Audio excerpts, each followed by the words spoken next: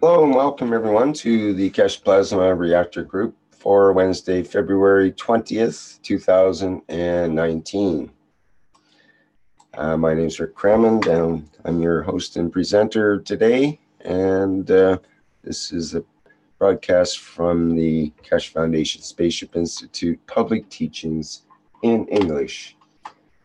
Okay, usually I get my video going to start with here, so I guess I'll do that and I'll get dialed in here.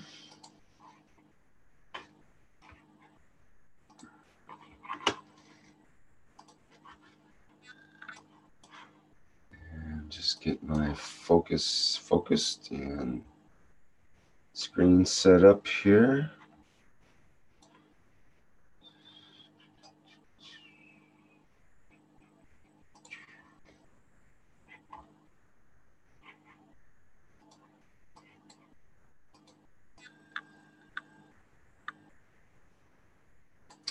Okay, something like that.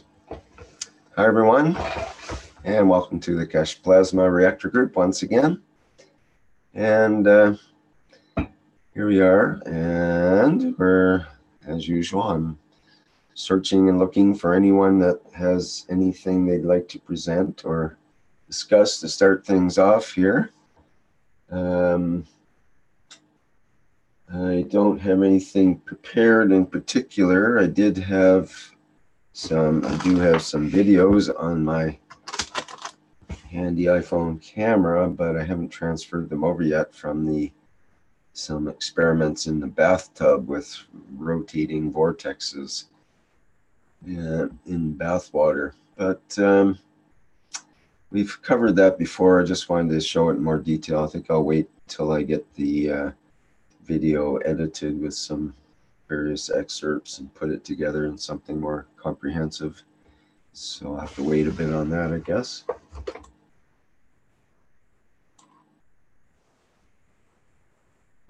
Dan, you say the YouTube doesn't work? YouTube's not working, is that what you're saying? Yes, it's not working yet in YouTube. You have only. Okay, it seems to be working. It seems to be working for me. Can you recheck it there?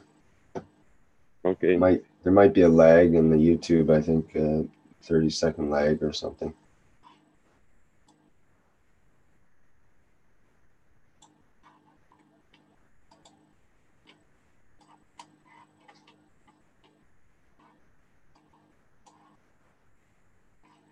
I think it's working.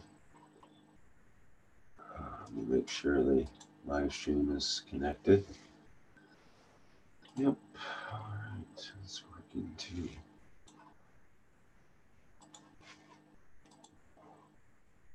Okay, yeah, it seems like all systems are go, except I think the live stream, the Facebook might have an issue. The way I understand it, the Facebook changed their way of connecting to applications and so on last month and broke our broadcasting connection that we use. So I think there might be an issue with that. Otherwise, I believe we're working on all. Yeah, I've got a note. YouTube is good here from YouTube chat. So thank you, Circa.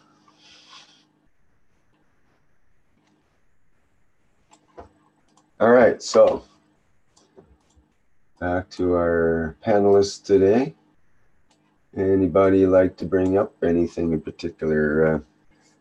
John, you were mentioning about agricultural aspects. Maybe that's something that we could discuss. Yeah, we've been talking these last few weeks in a Spanish channel about agriculture, and what I commented the other day when I saw Johnny's Earth there in Romania. To us, that Earth is just about it's the Earth they use here for mixing in making concrete. art. No, yeah. Well, look, something Adobe. Yeah, exactly. But here we got normally, well, where am we got red earth, but normally in the whole of Argentina you got sort of a black or dark brown earth, which is very, Probably quite loamy, as they say, I think is the description, with loam in it. It's sort of spongy, and it's got all the beneficial yeah, micronutrients and bacteria and so on that it needs. and here we got, it's a forsaken earth we have here in the major part of Argentina. But Forsaken? What do you mean? and you sort of throw anything and it'll grow. The thing is, they say, we've got everything here bar the people. The people here sort of lazy or don't want to do this or that. But, well, we got a bit of everything everywhere, don't we? Yeah, I guess so, eh? But then you've got all the politicians that want everything for themselves, and well, every country have their own cross, haven't they? Yeah, it seems to be a plus and minus with everywhere on this planet. It seems to almost come with the package. When you land on this planet, you get good things and bad things. It's kind of like, you know, the good news is you're human, and the bad news is you're human.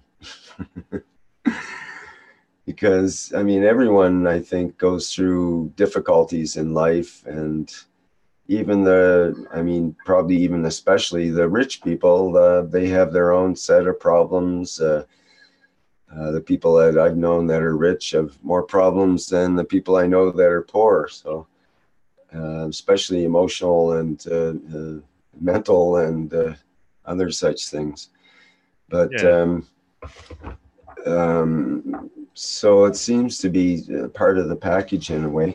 And in terms of agricultural, like we brought up some different issues regarding agricultural, or aspects, I guess you might say, regarding that in the One Nation, One Planet, One Race for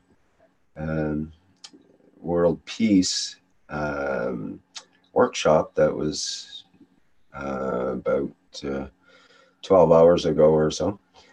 And it was very interesting. Mr. Keshe came in and we started a document, and he completed the document by adding various aspects of the agricultural that were the benefits or the advantages to growing with the plasma technology.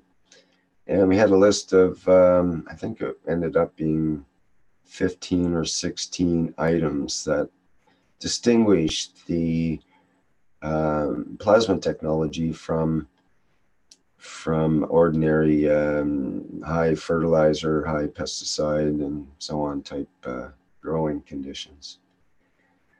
So, but it's interesting, like you mentioned, John, I think there's part of your area is not desert, but sort of not the best growing conditions. It would be maybe a bit salty or other soil conditions that aren't correct.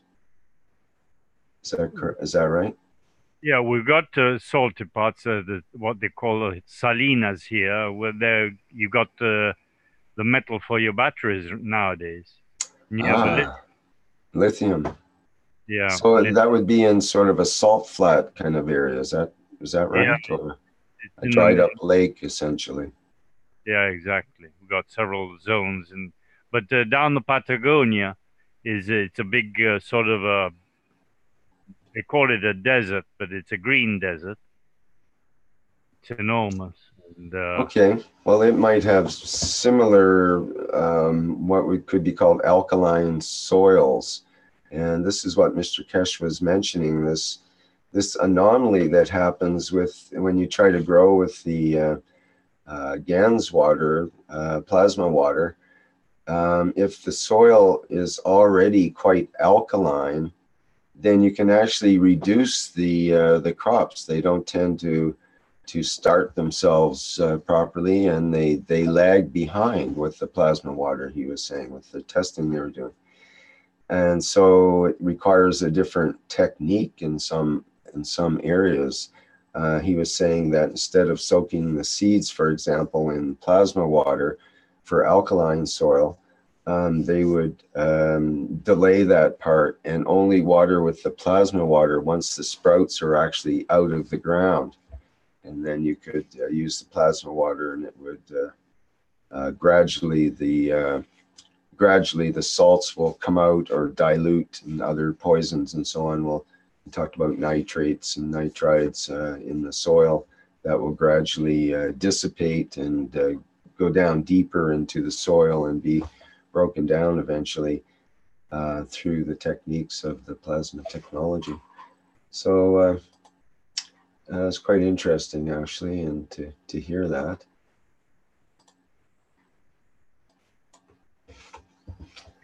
It sounded pretty funny, let's put it this way.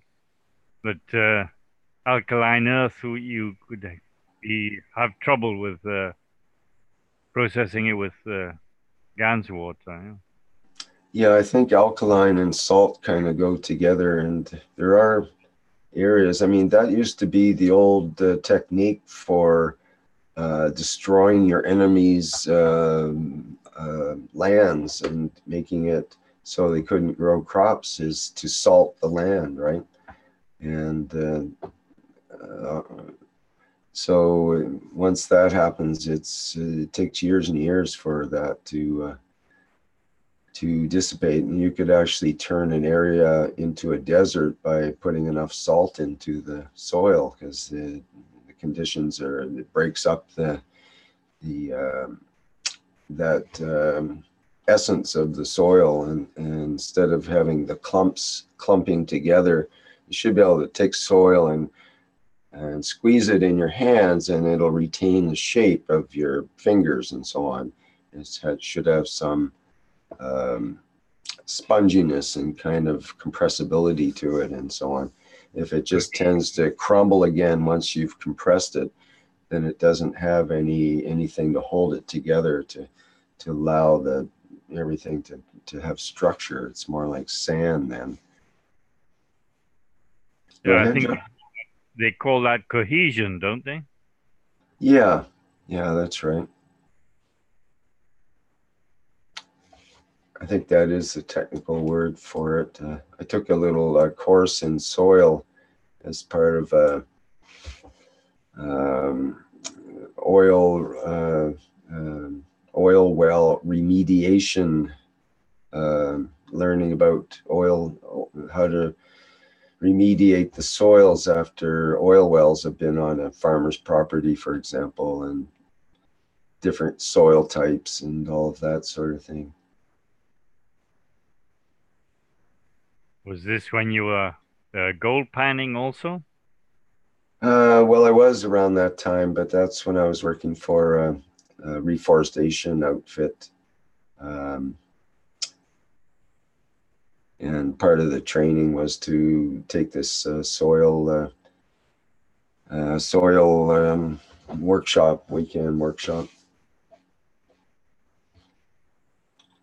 You actually get to have your hands dirty by, a lot of the sampling of soil is actually by feeling it.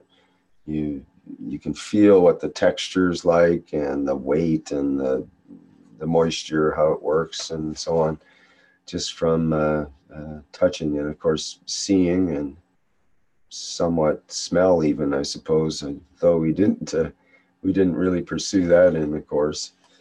It's a very basic kind of thing for remediation of soils, and we're finding now that the specifications and the actual science has not been well disseminated or understood, and so now there's a big kerfuffle because all these different agencies have been taking different readings from both the soil and the environment and the animals and all the plant and animal life and so on. They have different criteria. So each group has its own criteria, and it's all over, it's spread all over in different parts of Canada, all these different techniques and different variables. So you have like 300 different groups with 300 different sets of data that don't coincide. And so they can't assess the situation to know truly whether the elk are being destroyed or not, and different species are being wiped out or not. It's probably a deliberate way, sort of a divide and conquer technique. If you have enough diverse groups, then sure enough they're not going to agree on things. So I don't know what happened there, but sometimes too much science is just too overwhelming, and it just doesn't work.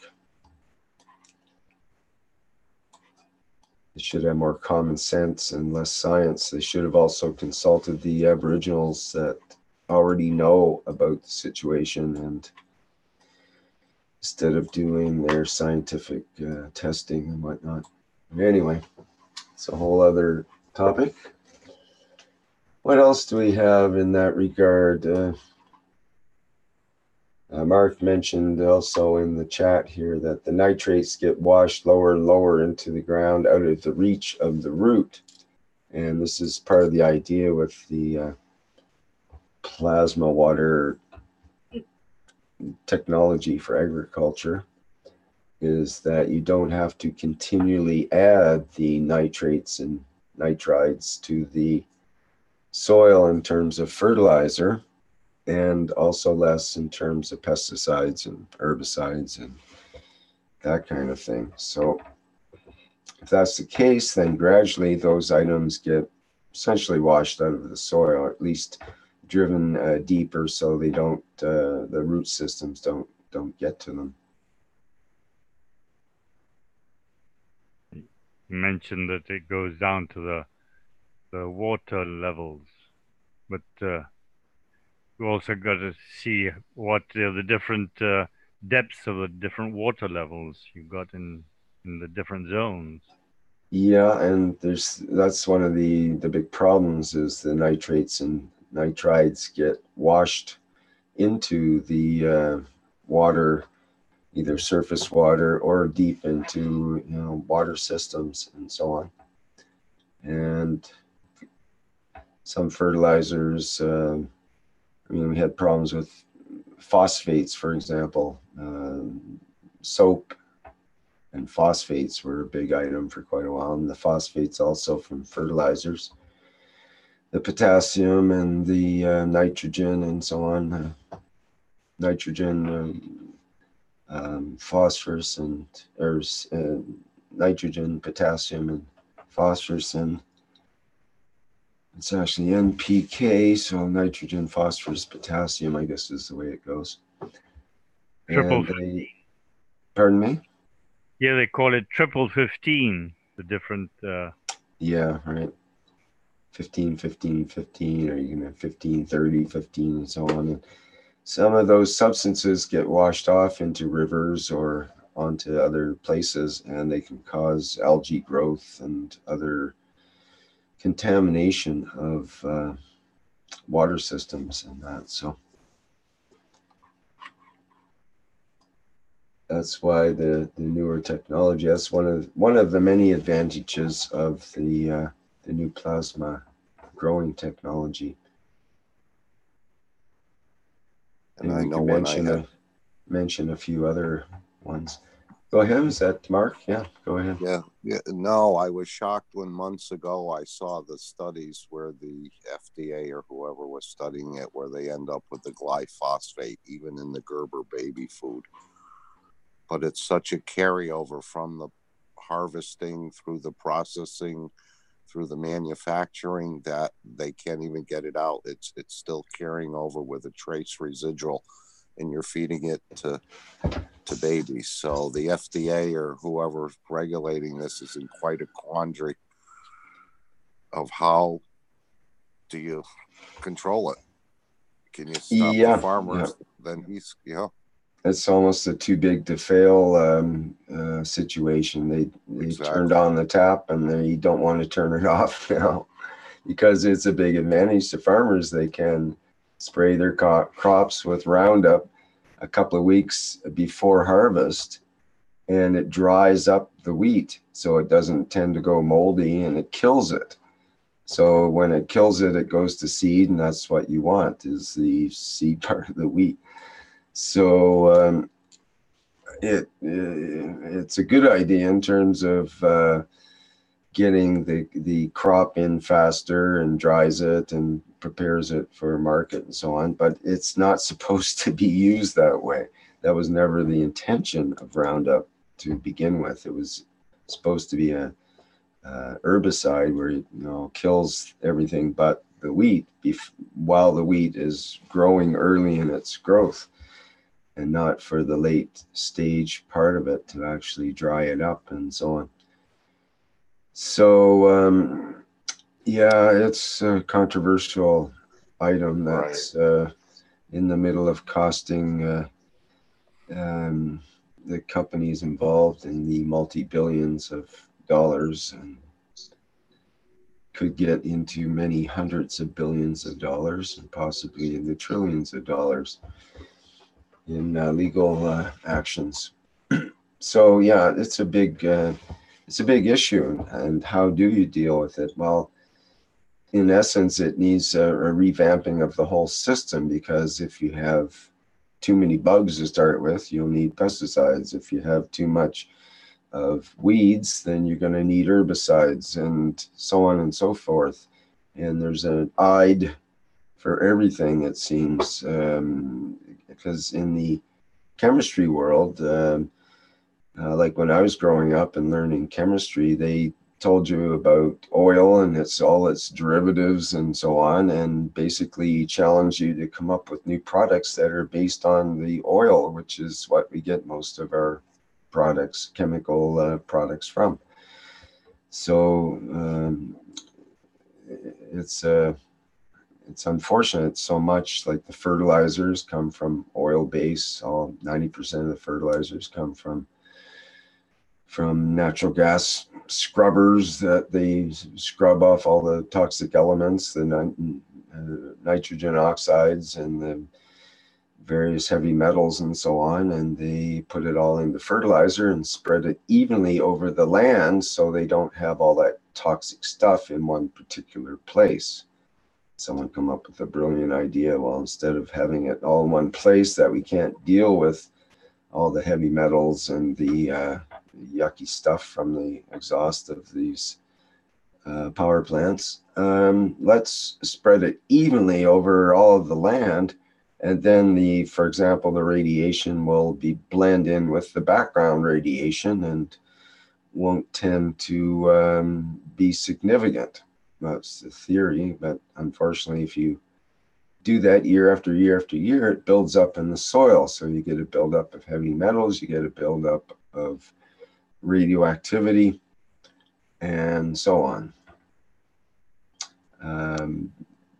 Same happens with the fluorides. They decided to mix it up in the water to protect your teeth, and apparently it softens your teeth. Yeah, and actually there's a warning out recently that the overuse of toothpaste by kids actually has a negative effect on the calories, carries the decay, tooth decay. Yeah, it softens the teeth. Yeah, if you use too much of the fluoride toothpaste, it actually is a negative effect. A small amount actually is beneficial, they say, but too much can both stain and weaken the teeth and so on. And of course, because there's sugar in it as well, and most normal toothpaste has a high percentage of sugar, and kids are brushing their teeth after a meal with sugar. It can't be so good. That's good for a dentist because, hey, you get repeat customers, and that's what it's all about. And doesn't a toothpaste carry a poison control warning if swallowed? Yeah. Well, yeah, probably. the color tag it has at the tail end, that is a warning. If it's blue or green, it's not that bad, and if it's red, it's very bad. Anyway, lots of nanoparticles in it as well, which again have come up in the news too. So, however, The fracking waters, they just sort of get rid of whatever they want to get rid of in the petroleum industry and dump it into the ground, and then it comes up again. yeah, unfortunately, it comes up sometimes in the water supply in the wells. So that's one of the issues of that particular thing, the contamination of the groundwater and whatnot. So getting back to the agricultural, for example, when we were talking about the glyphosates being sprayed on the crops to hasten the ripening and so on, well, with the plasma technology, one of the advantages of using the plasma water is that it tends to decrease the growing time. In other words, instead of growing for 10 weeks, maybe you could grow for 8 or 9 weeks and shorten the growing season. And so in that way, the crops will be ready in time for when it's harvest time. So you don't have to use the ripener in order to get it ripened up before the rains come and so on. It's already naturally there and in full harvest, not just a partial harvest in ripening early, because percentages are somewhere between 20 and 50% increases in the growth of the products. So that's significant. So you have more production in a shorter period of time. And then you don't have to use, there's less chance of the pests being a problem, especially in the end of the harvest where it's most important. There's less pests to start with because it's a natural type process that there's a natural balance that takes place with the pests and so on. And same with the weeds. The weeds don't tend to grow as well or in the middle of where the actual plants have established themselves, and they establish themselves so well the root systems grow bigger, so they're well established in the soil. They don't tend to be overgrown by the other weeds and other parasitic plants, you might say. So there's a lot of advantages. Like I said, we listed off about 15 different advantages to the plasma water technology. And it's quite amazing to start to break it down that way.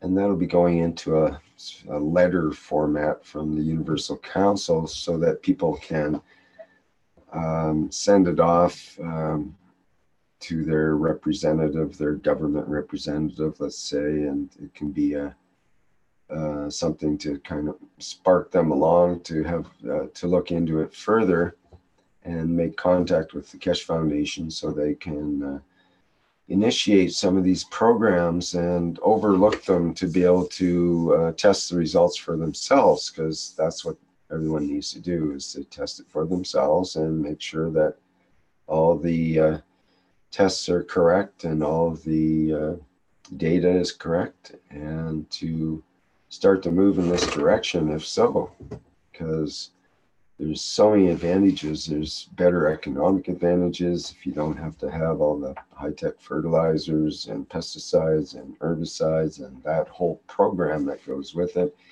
including the seeds, which may be engineered in certain ways, and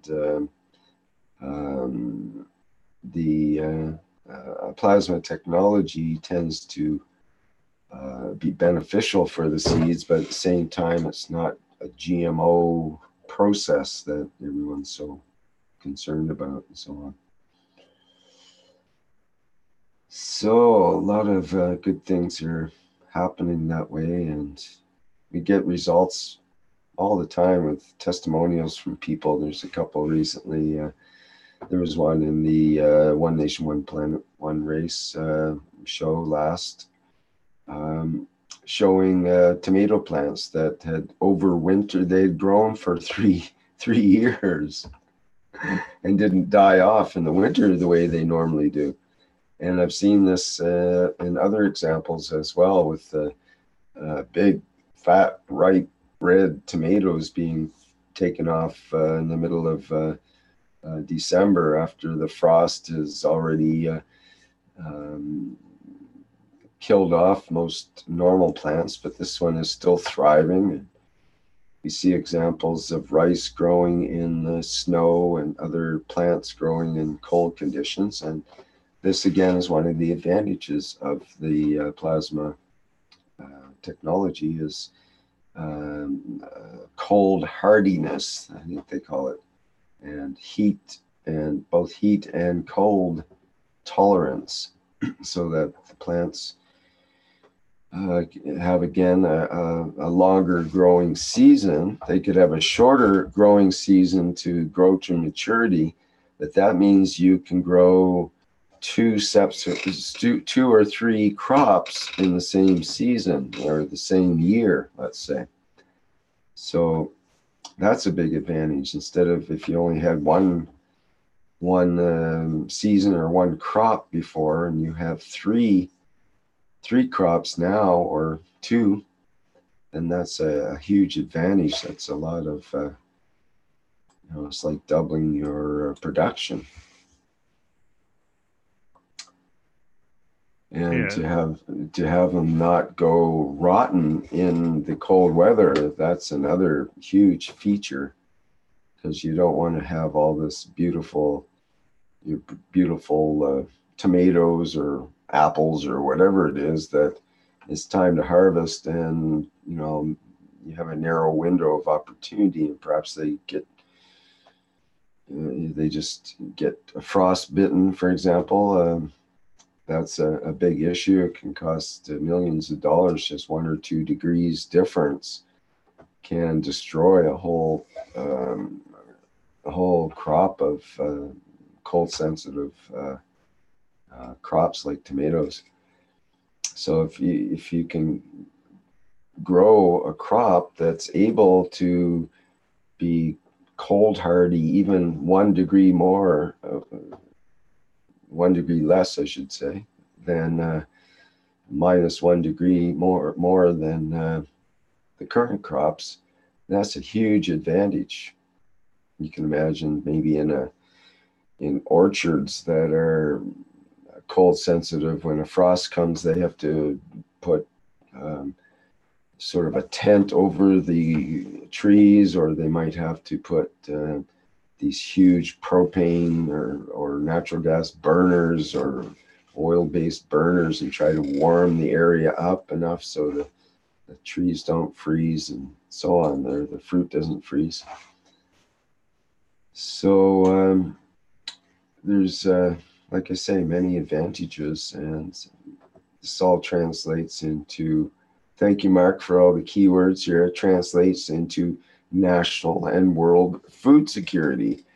And if the farmers can produce more product, they are making more money. It's more economical for them to carry on, and less chance that they'll consider suicide, which is actually a really big issue in China right now. They're not making enough to survive, and they've gotten locked into borrowing money to get their crops in. And this is the norm now, is to borrow huge amounts of money to buy all of the specialty fertilizers, pesticides, seeds, and the whole thing that's high-tech equipment and so on that's required in today's farming world in order to be supposedly successful, as they say. So I think there's a big opportunity for the plasma technology, and it's It's also a great way to get the whole idea of plasma technology into the world. People can accept it through the agricultural quite easily and see results, as well as through the health aspect. And then they might be more willing to pay attention and listen to the even more amazing aspects of the plasma technology when we get into the self-sufficient power aspects and the lift and positive positioning due to the fields created in the reactors. So that's what it all leads to is, and it's all about going to space, getting to space. If we went to space now, what would happen? Would we know how to survive and how to position ourselves and how to feed ourselves and how to communicate and so on?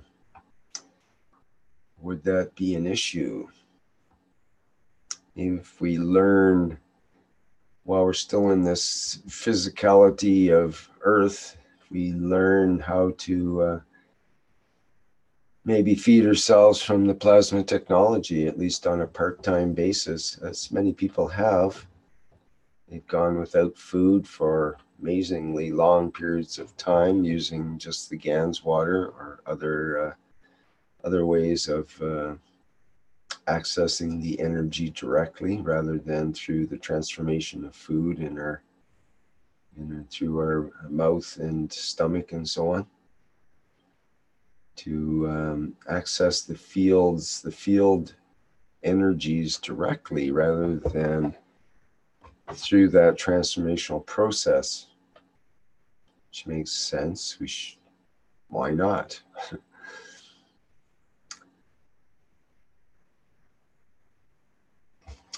All right, enough about me talking. Any other input here and questions, comments, or presentations of your new self-sufficient energy system? Well, I can add that it also, after, apart from helping you out your feeding system, it also helps in the way you perceive light through your eyes or listening to different sounds. I find you start listening to different tones. I find if I'm watching television or listening to the radio, there are many different tones that you normally oversee or overhear in a music or in a series or whatever, and you sort of say, "Oh, there's a phone ringing or in the background or something," and you think it's at your place and it's in the on the television or on the radio. You sort of distinguish the different tones coming through the audio. You don't know where it's coming. Sort of not a secret message, but as sort of an inner core, different, what would you say, different musical songs within a song kind of thing? Is that what you mean? Yeah. Yes, you saw the different noises you normally wouldn't have listened to or heard them, and you sort of distinguishing them between the different tones, and you say, "Well, what's there's a phone ringing somewhere," and you look around and there's no phone ringing. You've just overheard it through your audio, and in the scene also you sort of get some side flash on your eyesight, and it's something catching your eye, sort of thing. Right, I've noticed that kind of phenomenon in certain times, and also sometimes there's like a what we call kind of a shift toward the ultraviolet end of things, and I've had that occur where I'm suddenly getting not ultraviolet in terms of on that extreme end of the ultraviolet's actually visible to us, but that's the purplish, bluish, purplish kind of glow that you might see around an ultraviolet lamp, for example. But that certain things sort of out of the corner of the eye, but sometimes it can be directly too. Maybe from the taillights of a car, I'll get this ultraviolet kind of glow occasionally might show up. And it won't be just in those taillights, it could be in other items as well. So it's sort of hue. Pardon me? A sort of hue. Hue, yes, that's right. So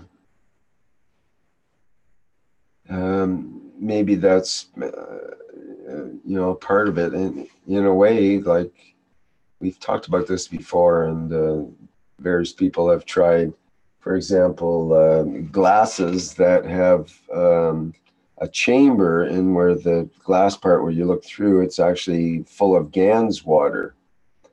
And you look through the GANS, and maybe there's a way of altering our vision with certain glasses to elevate to a different frequency, let's say. But maybe it's, instead of a frequency, it's more like a different dimensional level.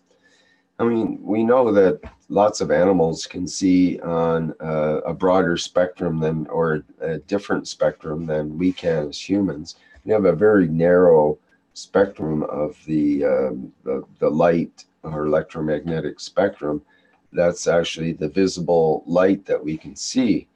And there's also on one end the infrared, and then on the other end the ultraviolet, which are both invisible to us, but many animals and insects and so on can see, like bees can see the ultraviolet end of the spectrum, and their perspective of what a plant looks like is quite a bit different than ours would be. So they would be getting the information they need from that frequency spectrum that they're viewing the world from. Of course, that goes for virtually every animal and insect, and perhaps even plants and other things as well. They see the world through the lens, you could say, of a whole other spectrum of the fields. If you were looking at the infrared spectrum, then you'd be able to see at night, for example. Things would be lighting up by themselves. Anything that was a body would tend to be more glowing at that time of day, at the nighttime. You'd be able to discern things quite well in complete darkness. And it could be that some people have more of a tendency on either end of the spectrum, the infrared at the lower end of the frequency and the ultraviolet at the higher end of the frequency, and they can have more variation. There is variation in humans that way, and definitely some people have more of an inclination and possibly can see in the dark better than others, for example.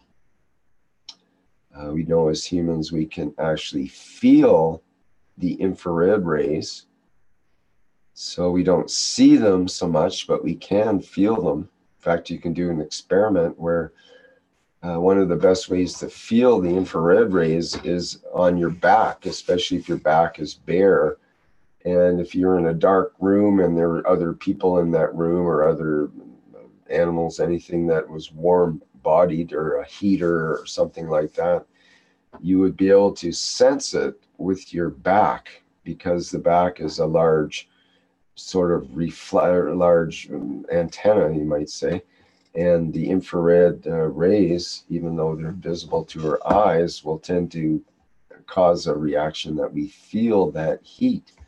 Feel that heat signature, and you can actually feel the impression. You can sense other people from that perspective. So It's a way of sensing that we don't normally think of, because we have our eyes and ears and nose and so on that usually overwhelm our other more sensitive senses, like the sense of feeling heat.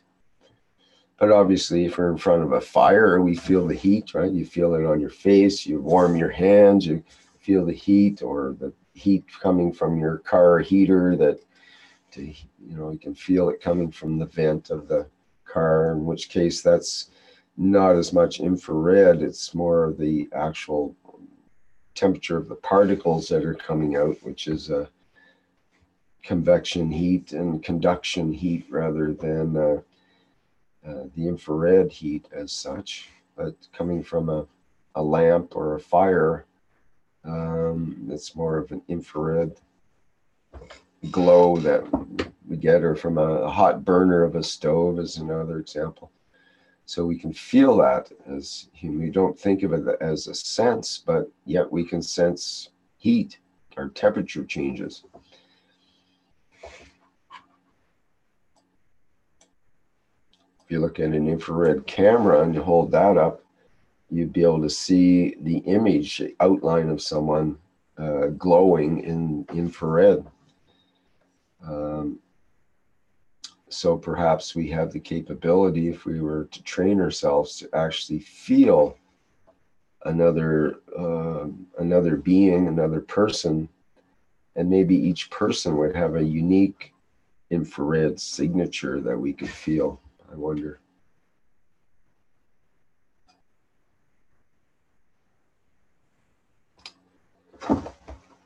Jedi mentions, hi everyone, yes, insects and beings have their own different devices, strange eyes, antennas, wings, chemical detectors, etc., and can see or sense plenty of different fields in their octave, which allow them to live there. Yeah, that's right. Even an ant has its antennas, and it's continually sensing its environment, its different chemical signatures and vibrations. And I noticed on my deck, when there's ants on it, if I'm just, as soon as I step on the deck, they're aware of the vibrations different, and they start running around more rapidly, and they're more concerned and so on.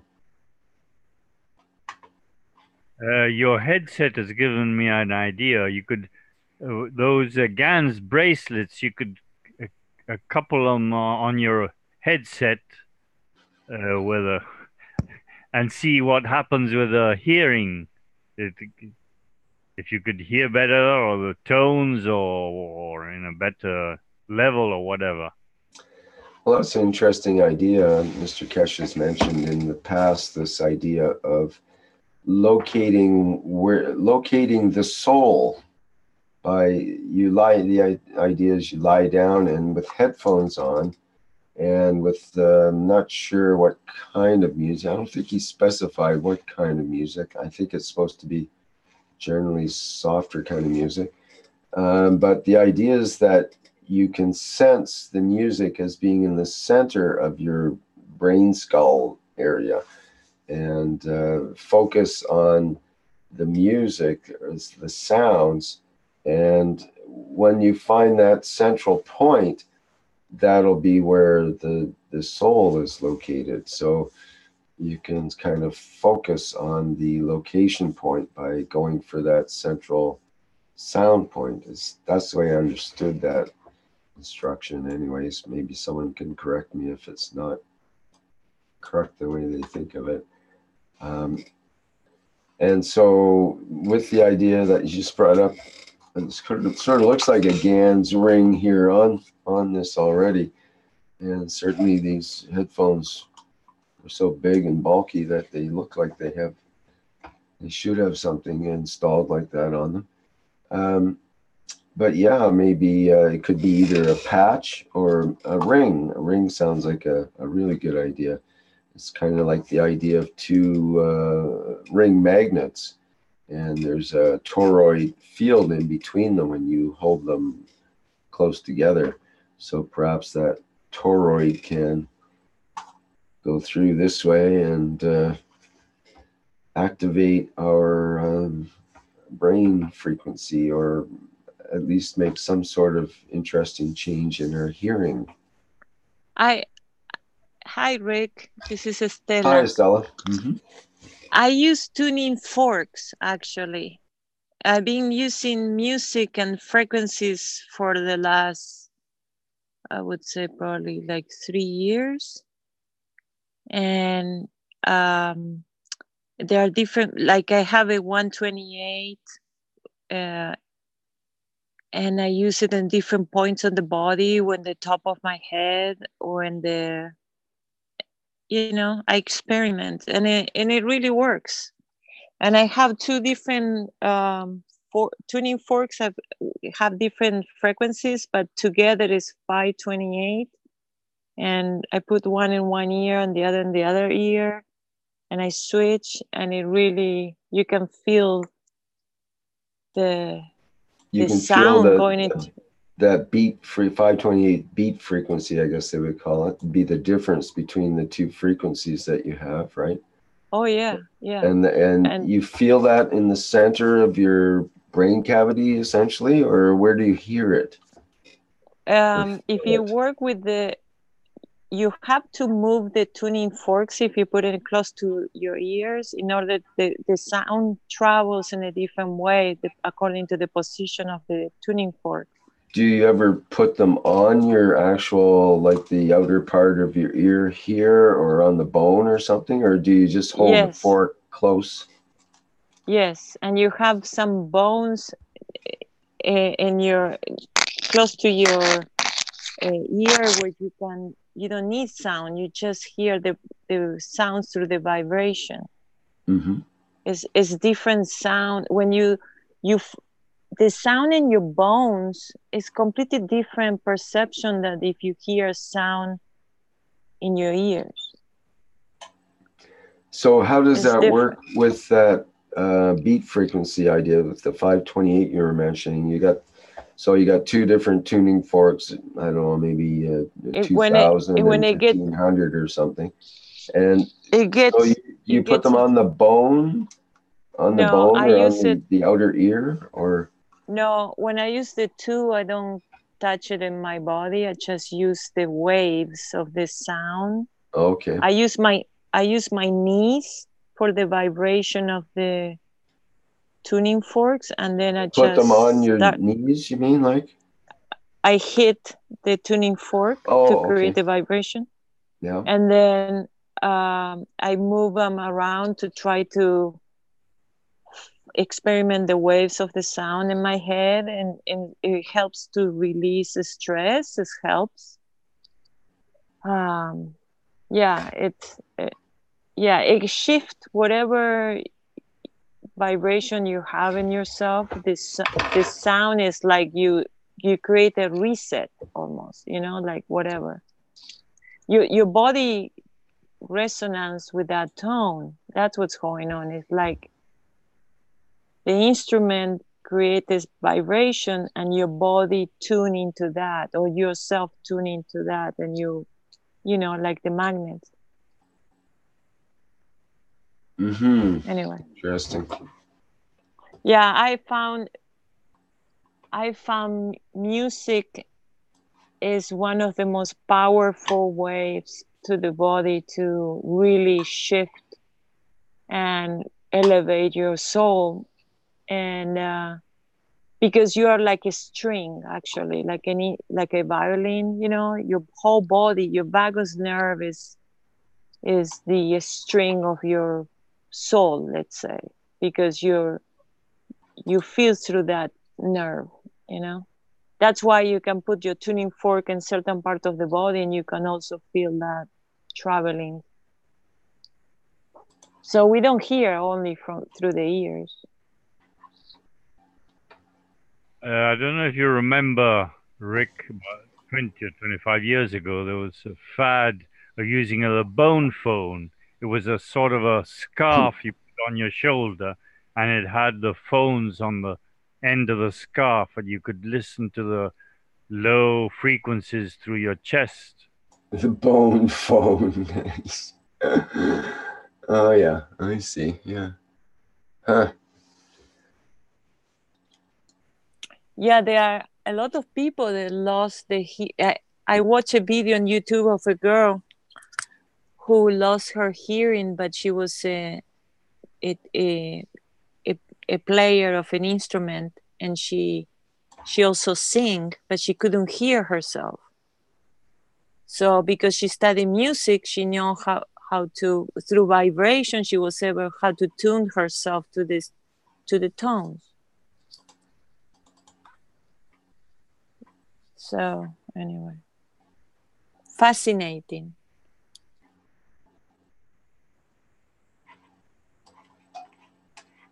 This is Marchek.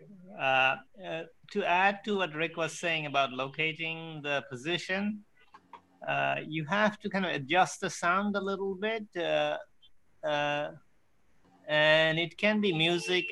I was teaching in a group of friends about this technique of locating it, and one person was listening to my presentation using a big headphone, and he was immediately able to locate it. Perhaps he's sensitive, but it's not that difficult. Only the volume needs to be adjusted to a certain threshold where it kind of switches over. So this is one of the things that's noticeable that you can do either with music or even voice. As I just said, a friend of mine did it. And another thing, I think Mr. Keshe has mentioned about laying down on the ground for doing it. Perhaps it's a more relaxed posture. That's one of the reasons, but I have seen people do it even sitting and talking. So it's not that difficult to do, but you can also do another way, which is you can change the emotional state from like regular ordinary emotion to more sort of pleasant emotion, and you can almost like it's kind of like a pointer. You can follow it in your head, and you can locate the position that way too. That's another way of doing it. The result is the same, but I'm sure there are other ways of doing it, but these are the few I know.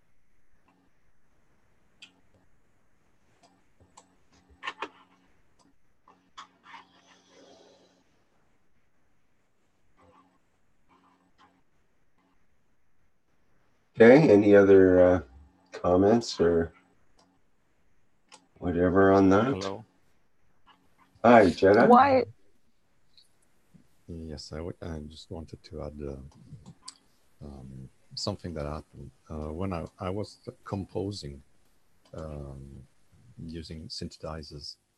So I could control sounds, and so it's sound morphing, it's forging, it's creating a sound. So it's like starting from really scratch. You have more than 100 variables, and you can create a specific wave shape.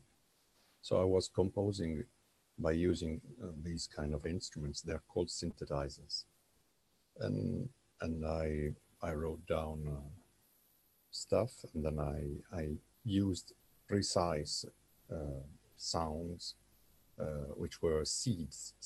So a sound is coming from a natural one in nature. So you sample, in fact, the shape, the fingerprint of a metal, of glass, of a flute, a blowing instrument, a rhythmic one. So it's hitting metal or hitting wood.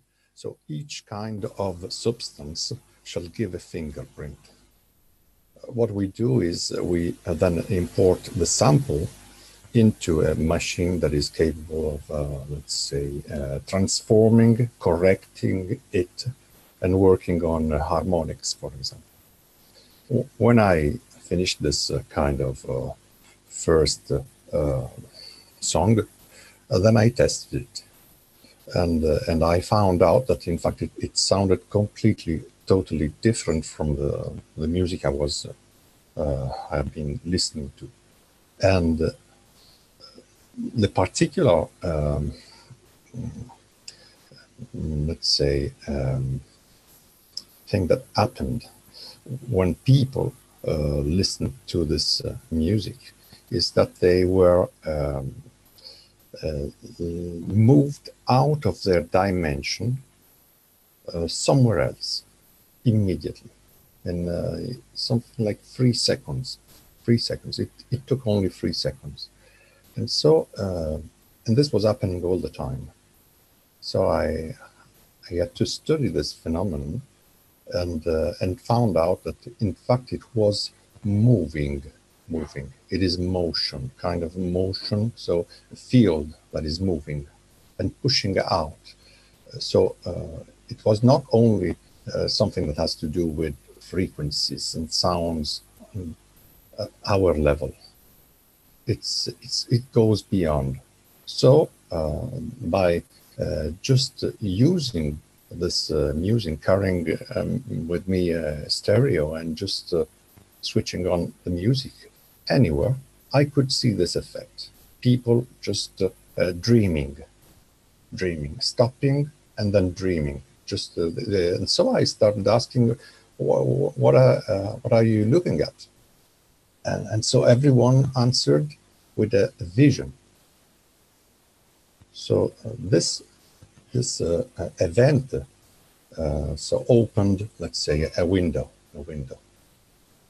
a new perspective, and that's why I started composing music by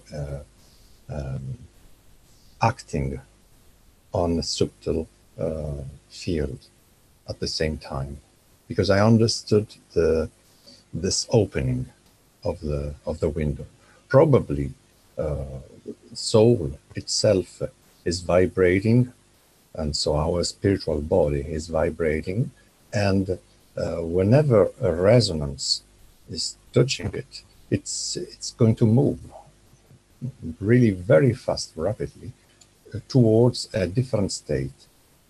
And this happened, for example, with a very simple instrument, which is a bell. But this is a kind of tubular bell. It's 2 meters high, 27 kilos. So it's a sol, second octave. This particular chime tube, you just have to play it once, and it rings. So it goes dong like this. But it lasts 6 minutes and a half. It doesn't stop, because it is a perfect configuration. So it's a perfect kind of metal and made in a proper way. But what we saw, there was an autistic boy that was moving all the time, his legs and turning around and just going up and down. He's nervous. And as soon as this boy just heard the sound, he stopped. He was listening, and for 6 minutes and a half, he was quiet, concentrating. So he just moved with one sound, only one sound, a bell. So this could happen in nature or with the waterfall sound. So at the seaside, the waves. But we can master this particular way of controlling the fields by the use of sounds that are harmonical to each other and that are produced by waves that within the fingerprint they share the different densities of matter. It's like saying when you have an orchestra, you have metal, you have brass, you have silver, you have wood, you have strings of many different materials. So considering it from a vibrational point of view and the matter state, what's the creation of the effects of all these motions will produce, let's say, the GANS field, the plasmatic field of the matter state interactions. That is where the dream comes into the equation. And so you either fall asleep immediately, so you see people sleeping during the concert, Even snoring, it's no problem because they're just somewhere else. Or you can just fly in your imagination, is emotionally you're moving about. And usually the composer is able to connect emotion, conscience, rationality, action. It's quite a hard job. It takes 30 years of work, good work. But he's able to, the composer has a different vision of the music that we listen to, because we could either see a painting as a gesture, but if you enter perspective, if you enter the quality of the color, how did you create this color? There are so many levels. It is a conscience, in fact. So it's. I found in an Indian shop, I found free bells. There is this sound. This is the male bell. It's divided in 3 parts. It's very thin. Then there is the female. That is very sweet, and that is the female one. And in between, and this is the sun. And so it's and the numbers are perfect because you have the first bell is in 3 different sections. The second one, female one, is 2 sections, and there is a flower, something like a flower below, and they both create another bell that is in 5 levels. So it's actually by adding the 2. So the person that created this kind of bells knew exactly what he was doing. There was in the action of creating this and the symbol, the tiny ring there is on top, knowledge. So we receive knowledge just because it is within the sound, but it is it has acted within the creation of the instrument. So we know that Chladni gave us all the cymatic diagrams of instruments and what waves produce in the matter state. So by considering the powder, let's say, that changes shapes or shape all the time, you find out the notes and where the violin is going to vibrate and resonate. So we as human beings, we have notes that resonate with the environment and with the instruments. You don't need thousands of notes. You just need 2 or 3, and they are just working, harmonizing and resonating. It's some. Yeah. Do we want to do a live demo of that? From? Are you speaking of the link from your website that you sent last time to me? Is that what you're referring to, or perhaps a link before that? We have someone, Sebastian, in the chat that's saying, is it possible to find these sounds that you spoke about before the bells on YouTube, or if yes, under what name? So maybe you could post a link to your websites there so that people could access it. I sent you a note that from the link on your site with the vortexes and sound with them, it's hard to play because it's at full volume from my browser, and I can't alter the sound and I can't download the video. So it's in a different format that's embedded in the website, apparently. There are 2 formats. So one is Flash and the other one is MP4. So if you go down below, I just put the free links, and so in MP4 you can control even volume, etc. But that is only fluid. Which one is the MP4? The HT? It's maybe the down below. Let's see. Yeah, just before the images of the tiny black holes running through the river. That is the MP4 version there is. But that is only flute, of course. So I was playing the flute, and the flutes that I made with bamboo sticks, and because I was going back to the original frequencies. So once you work with electronics, it's quite disturbing because you are moving upwards technologically, but you are not in contact with the frequencies anymore. So from time to time, you have to go back to the original, let's say, production of the movement of the breath or the contact that you need to have with the instrument. It cannot be a mathematical formula. It has to be something that is related with your soul from within.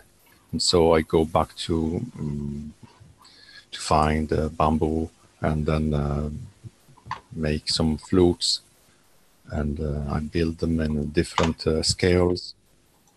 And that is the way you can find out. What I used to buy Carnatic flutes from India. And they have a different kind of scales, and our flutes, we all agreed on a kind of central frequency, La 440, and so we have let's say 7 different flutes with intonations. And then we have Baroque, we have plenty of but in ancient cultures, we find out that there were flutes that had only 5 holes, 4 holes, and etc. So you discover that, in fact, it's changing all the time, and the intonation and our idea of perfection within a musical system is probably too rigid nowadays because of the needs of the orchestra, probably. But when you discover that you can, within a scale, a flute could give you a major, a minor, a melodic kind of orientation to the notes at the same time, and then it widens the perspective. Because it is not fixed anymore. Okay, well, perhaps we can. I'll try to play it here because I can't download it. I can't find the MP3. I don't know. It's not available apparently, or I'm not able to on my system. I tried to right-click and try the different links, and I'm not getting MP3 coming up unless there's a different link somewhere for it, other than the Whirlpool links. Oh, there's MP4. I see MP4 version here. Yeah, maybe I can. You can probably download it. Yes, I think so. If you right-click it, you can download it. Yeah. So it's just there, and that was going back to slowing down mind, meditating. And so all the work has to do with this reconnecting to the soul. So you just move out of the way, or every instrument, and you just leave microphones around, that's all. And then you concentrate on this action, the breath.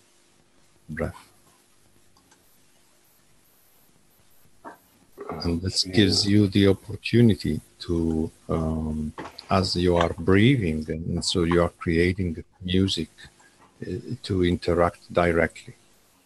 So you have a feedback.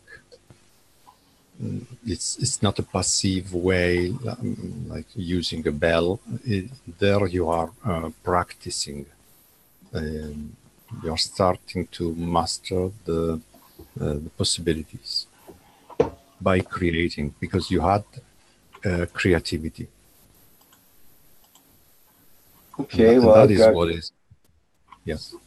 got the video lined up here. So let me, it's a 3-minute video. We can have a 3-minute break and have some nice Zen flute music with Whirlpool video. This is the first one, I think, that you have. Is there anything particular you want to say about it before I launch it here? Well, we were talking about this whirlpools, and so I tried to show the natural ones and the artificial ones that we can make with programs you find anywhere nowadays. Some modelization of touch with haptic gliders. You obtain this kind of images. So it's not based on a real-life whirlpool as such, or did you use an The image to pictures start you with, see, or no?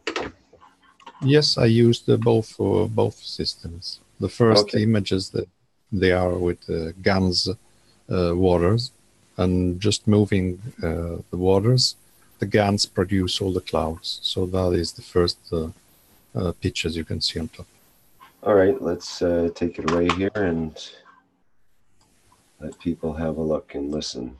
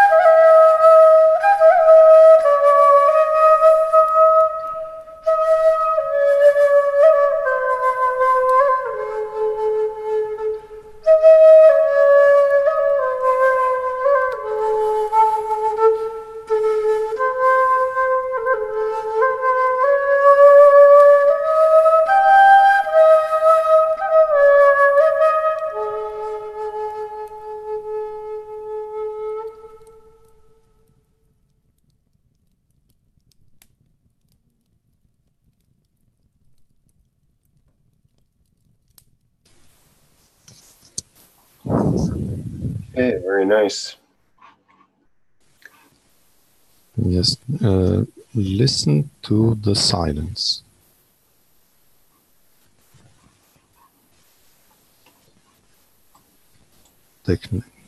Just notice that the sounds, silence is thicker. Once the music ends, you have this kind of feeling, because it changes the position, and like saying, like the soul itself is centered.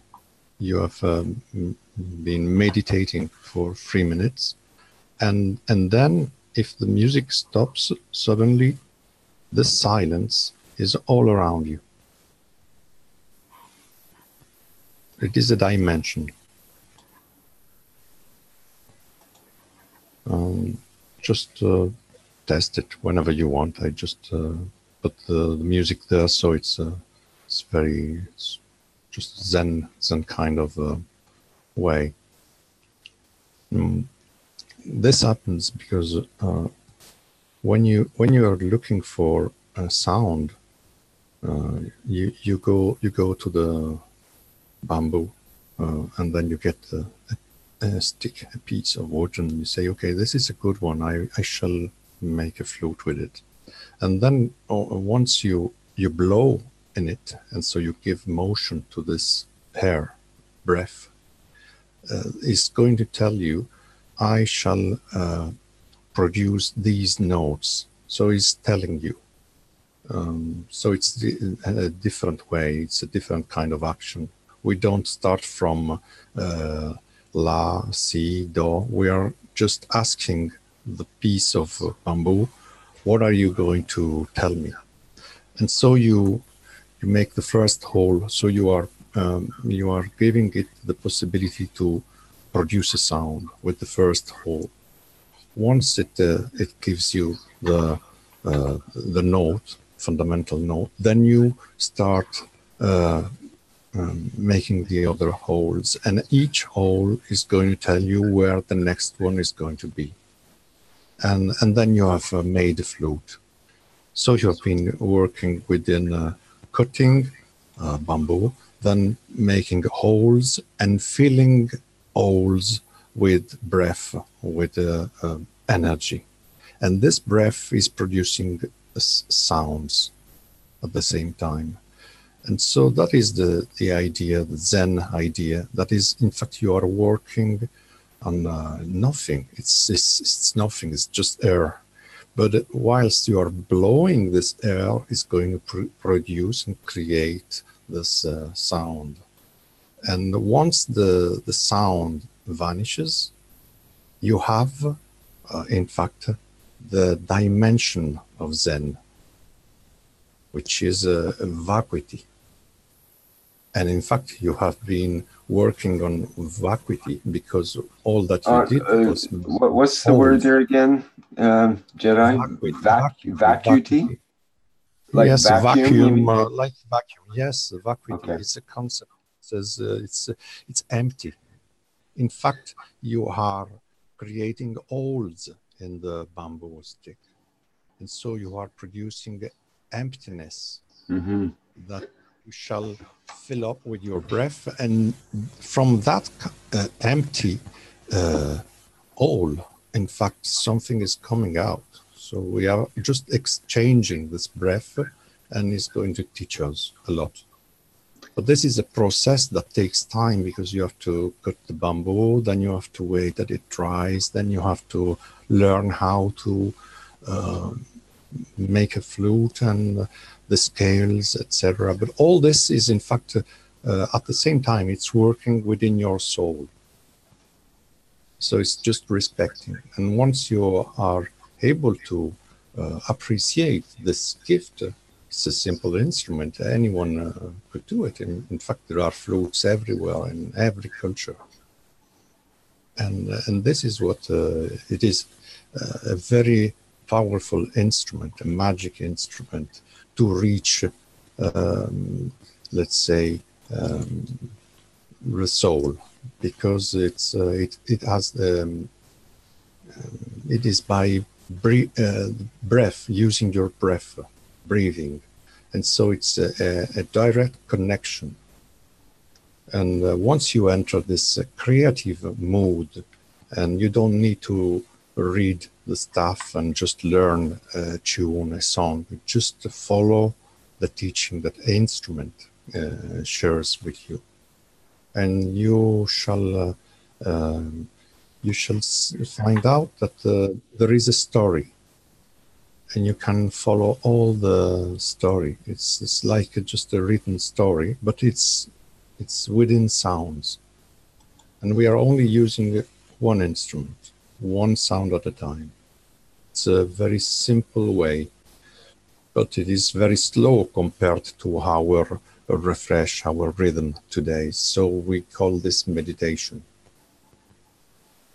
That is the problem with the accelerating too much. We lose control of the car, of the machine, of the body. Yeah, good comparison. And this is why just by playing the flute, you are, without teaching you any pranayama, I give you the opportunity to breathe in the correct way to produce sounds that are deeply touching your soul. And so your soul knows that if that sound is a good one for you, you shall continue to move around it. And so the tune is just being built up whilst you are breathing. This is the contact you need to reach from a creative point of view, because you are acting within, and at the same time, because you are, the benefit of this perception is balancing totally the field. So it's curing.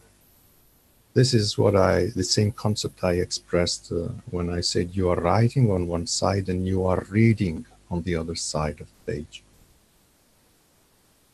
Once you reach that perfect balance, then okay, it's good, because it's you are able to move out of situations where you are not in control of yourself. So this means that anything that is disturbing, it can be imbalanced. And not acting outside, in the outside world, forcing it to change something, but acting within your vibration and allowing to grow as big as you, just let it go. And this feeling will change the world outside, because it's resonating. The magic of this action is that everything is within, and you are practicing it. So you don't need to look for something. It's just going to be there. It's going to appear. Really good points, Jedi. I totally agree. I know one teacher that uses recorders as Zen flutes, and it's easily accessible to people. Everybody can find a recorder. People have learned a recorder in school often and so on. But to play a recorder as a Zen instrument in the way that you describe it, and in that perception, or in that mode or mood of inner journey at the same time, is very powerful and very effective, like you're saying. Perhaps we can listen and watch another one of your presentations here while we're in the mood. And this one's 6 minutes. Is there anything anybody'd like to say before I present this one? This is the number 3 for you, Jedi, the third one, World 3. If there's anything you want to say about that before we begin it. Or just change the volume, just lower it down so that it does not disturb, and it's like just listening to someone that is playing this flute in the field somewhere else. It's a very distant kind of sound. So forget about what is you believe as a correct way to play music, to play an instrument. It's a totally different attitude. So Well, just forget that's about a big point, actually, and that's also what this other teacher that I know of stressed, is that sometimes Yes. the Zen flute may not be as beautiful or um, as much of a melody, perhaps, as we are used to in our commercial musical kind of way. So it's a personal thing, and it's a journey for that person. And to someone from the outside, it may not be as I don't know. It'll sound Well, different, I guess. I could explain. It's when we listen to music nowadays, it is quantized. This means that there is a rhythm that is the same rhythm all the time, going all the way through. And this is a perfection of timing. Now, nature is not behaving this way. So when we listen to something that is accelerating and slowing down, it disturbs our mold, cultural mold. Let's say that they have forced us within a system of quantization to perceive this as a perfect structure. But in fact, time is shifting, and music and sounds can accelerate and slow down according to our emotional state. So things just stop or go very fast. If you are happy, everything is going, is just flying very fast. So this is nature. So you accept a concept that nature is giving you constant change. And then another mistake we find in the melody is that it is out of tune, because our perfection just is looking for fixed values all the time, repeating them. So we do not allow the dream to affect, to build up. And by going out of tune or considering Carnatic music was with 22 different notes from one octave to the other. So you have thirds and a fourth of intonation. It's a particular way. It's much deeper than 12 intervals. So if you consider that you don't play your flute with your fingertips, the point of the finger, but you play it with the thicker part of the finger. So it's like your fingers are just holding in a very bizarre way your flute. This allows the holes to open only 10%. And so it's creating a very curved kind of feeling, sensation that you have in very shakuhachi flutes in Japanese music. You have the sound that is going like this breath. And that is opening again. That is, in fact, practicing this kind of understanding. So I know that people, most of the time, they have a difficulty trying to even concentrate 30 seconds on something of this kind, because it's a meditative state and it is wrong from their point of view. But they don't know why it is wrong. It is wrong because of the rhythm. It is wrong because of the scale. And then it is wrong because it's not allowing you to play, to forget things and just to move as fast as you want. And so it's just pushing you. It's slowing you down. So it's working on the opposite kind of field. Because it is repairing, it's going towards silence.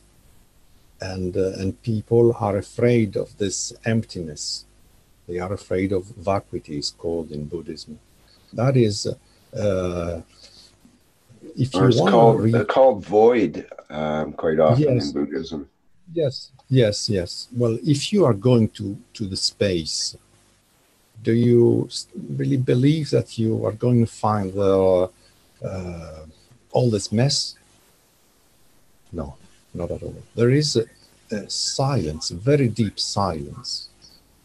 And so if you are not able to cope with it, or you have not reached a meditative state that fixes your soul within in the center, you lose your path. You don't know where you're going. You don't know what's happening. And so it's like saying, so I leave, and then you will find yourself working in Antarctica on the ice, and you have no compass.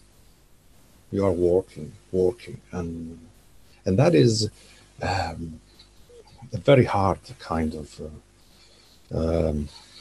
job to center yourself in such a way that you may benefit this position, and then move.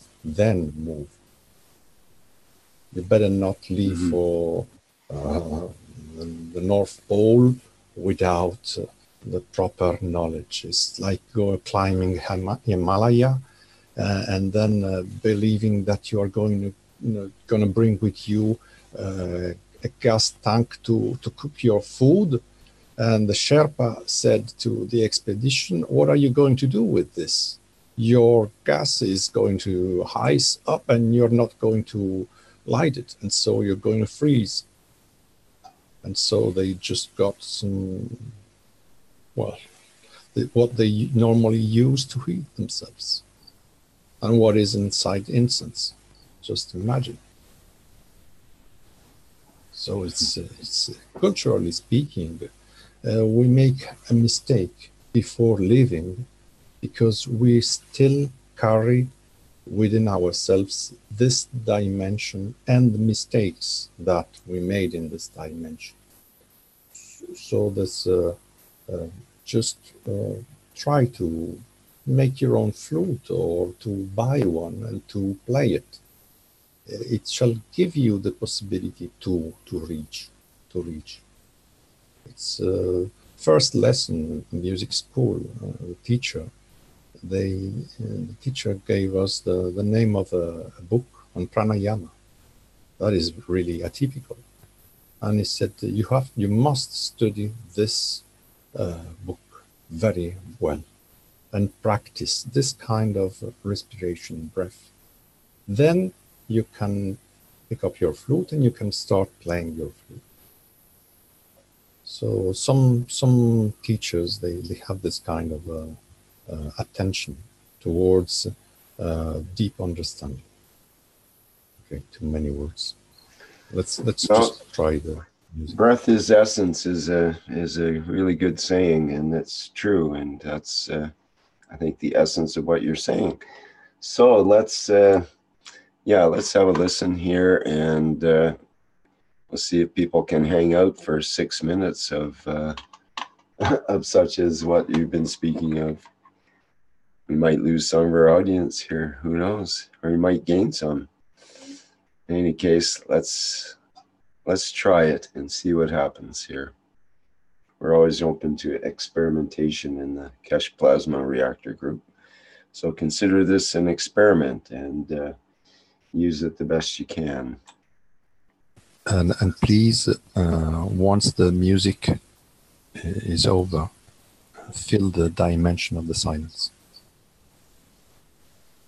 Okay, good advice. Thank you. We'll have a minute of silence after the video's over.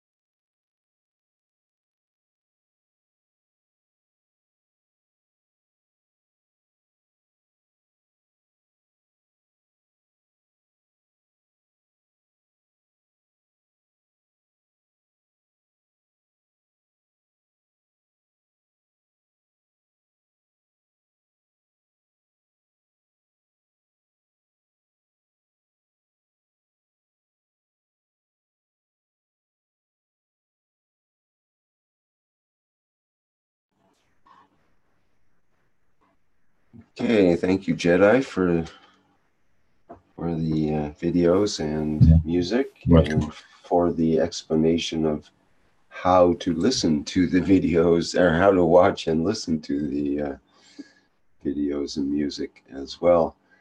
I think it's important because, I mean, this is the Keshe Plasma Reactor group. Supposedly we talk about reactors and so on, but this is actually not a far out side issue or anything. This is actually part of the core issue of who we are and how we can get closer to what we call the soul, or you could call it the source. The source is always soul. And soul just means center, basically.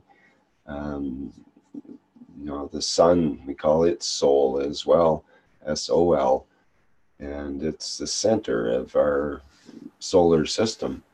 But there's a center to the galaxy, there's a center to the universe, and all of these centers usually have what we call a black hole or a voidness in that center, and that's the source. That's the voidness of the void is our, you might say, our true nature. And if we move in that direction toward trying to find that, then I think that's useful. So this kind of music and training can be very useful to try to touch with our essence when it comes right down to it. This is a kind of exercise, practicing it. So by creating your own flute or buying one and just spending 20 minutes playing. That is getting in touch with your self. And so because breath is in fact an expression of a field that is spinning. This is the torsion field. When you play a flute, you blow into the flute the air, and the air is going towards the nearest space where it shall find a wall, and so it's going to come back, and it's spinning. It's going in circles, and that is following the shape of the torsion field. It's moving downwards. That is sound, and breath so is sound. And we know from the ancient books that the elders, they said that akasha is sound. So we know that plasmatic is within sound. And there is the meaning of resonance is to harmonize ourselves with nature of this sound that we can produce, and this higher octaves of this sound, they are a kind of meditative and peaceful state of a man that reaches that kind of, let's call it magnetic plasmatic field in his own brain, because that is the translation of that sound. So neurons shall vibrate and atoms molecular, but we are feeding it with a very low octave of it, which is the sound that you can sense, you can feel it. And so it's our breath. This is a very, very good exercise, because plasmatic is within. Once you control this, you are able to master this position, and so you center yourself. This allows you to then to walk. You can walk because you are able to just move your legs, and the weight is off on one side and off on the other side, and so you start running. But if you are not in control of this movement that is taking place inside yourself, the teaching is that the soul has to stay there, let's say, still as a mountain, but at the same time, it is moving at such a speed, it could be anywhere. So this is the kind of two limits of our function, let's say. One, you have to stay there. So no violence. This is the teaching. That is called ahimsa. You are sitting. You are not answering in a very rough way, or you are acting upon your emotions. So you calm down your emotions. And then as you are moving far, distant, you have plenty of solutions to a problem, because you can see that particular condition, situation, from various angles. This happens with sound, and sound is reflected by plenty of surfaces. And so you have different feelings according to the space, the environment. It takes some time, but just to play it, maybe in a week's time, you're able to meditate and share this feeling, this emotion directly. Not even with sounds, just share this kind of peaceful condition within. And you shall see that if you are resonating with this note within your heart, people calm down.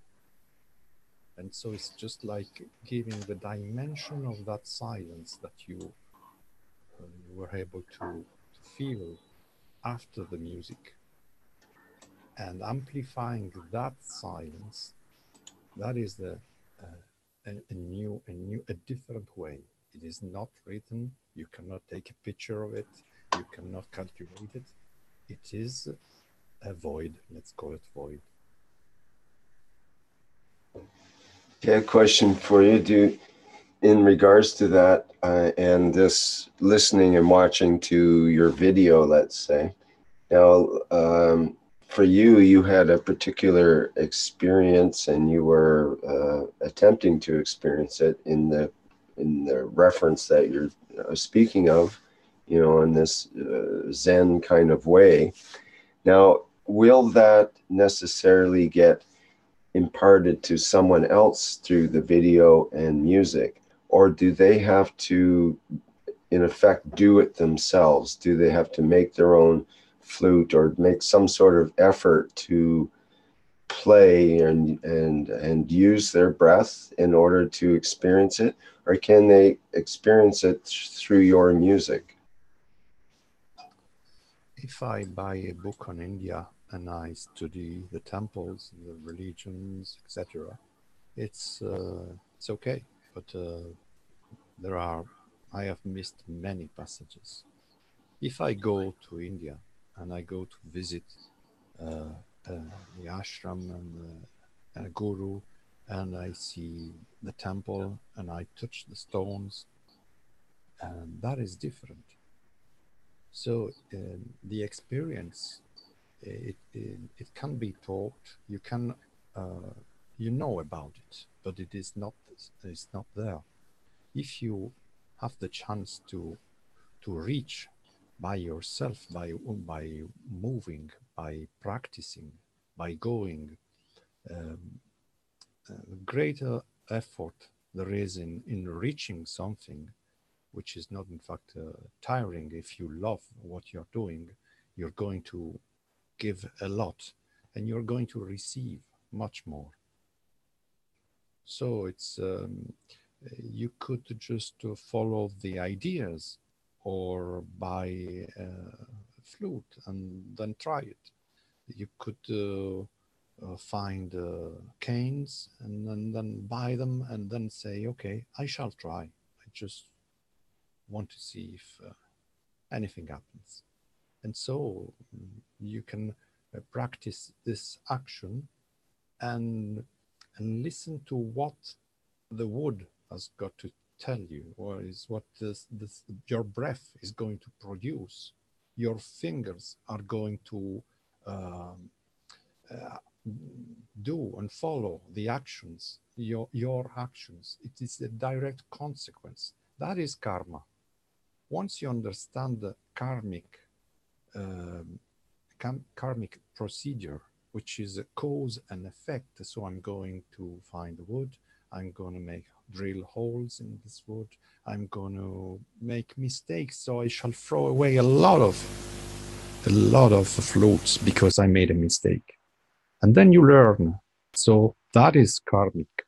Ignorance is just fading away because then you are starting to make your own flute. And I made plenty of them. And one day I said, they are wrong because the holes are exactly in the same positions, but my fingers don't fit these holes. So I said, should I drill the holes? If I was following my hand, so a human hand, an instrument. So I said it has to follow ergonomics. It's like saying you're sitting on the chair that is the size of your body. And so I made holes following exactly the spots where my fingers are placed on the wooden stick. And this is a totally different attitude, but that is your flute because it has the plasmatic, let's say, your physical matter state shape onto it, within it. And so you see that the first one is next to you, and then the middle finger is far away. You can see two of the flutes that I made in this kind of shape in the website. And that is your instrument. And if someone asks for a flute, you just put a little paint on your fingers, on the fingers of this guy, and just ask him, hold this stick, and you shall see where to drill the holes. And that is his intonation within that flute, his position. It's a perfect one. So this is respecting our hands, our position. It's the fourth kind of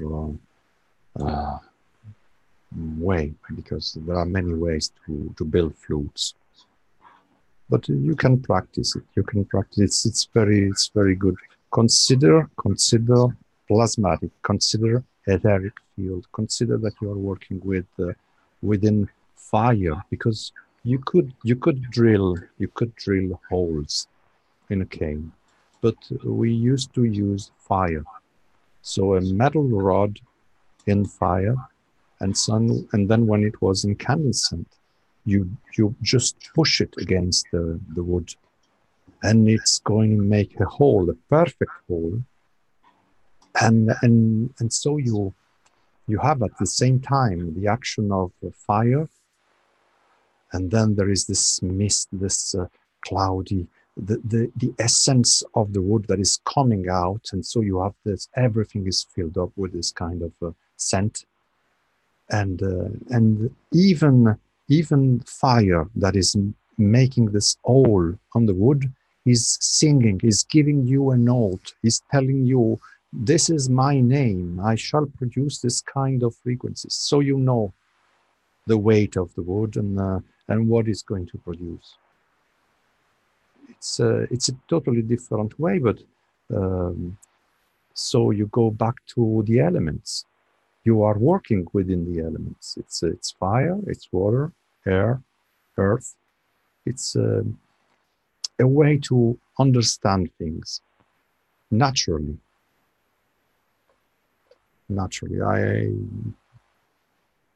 It's probably the simplest way if you are able to listen.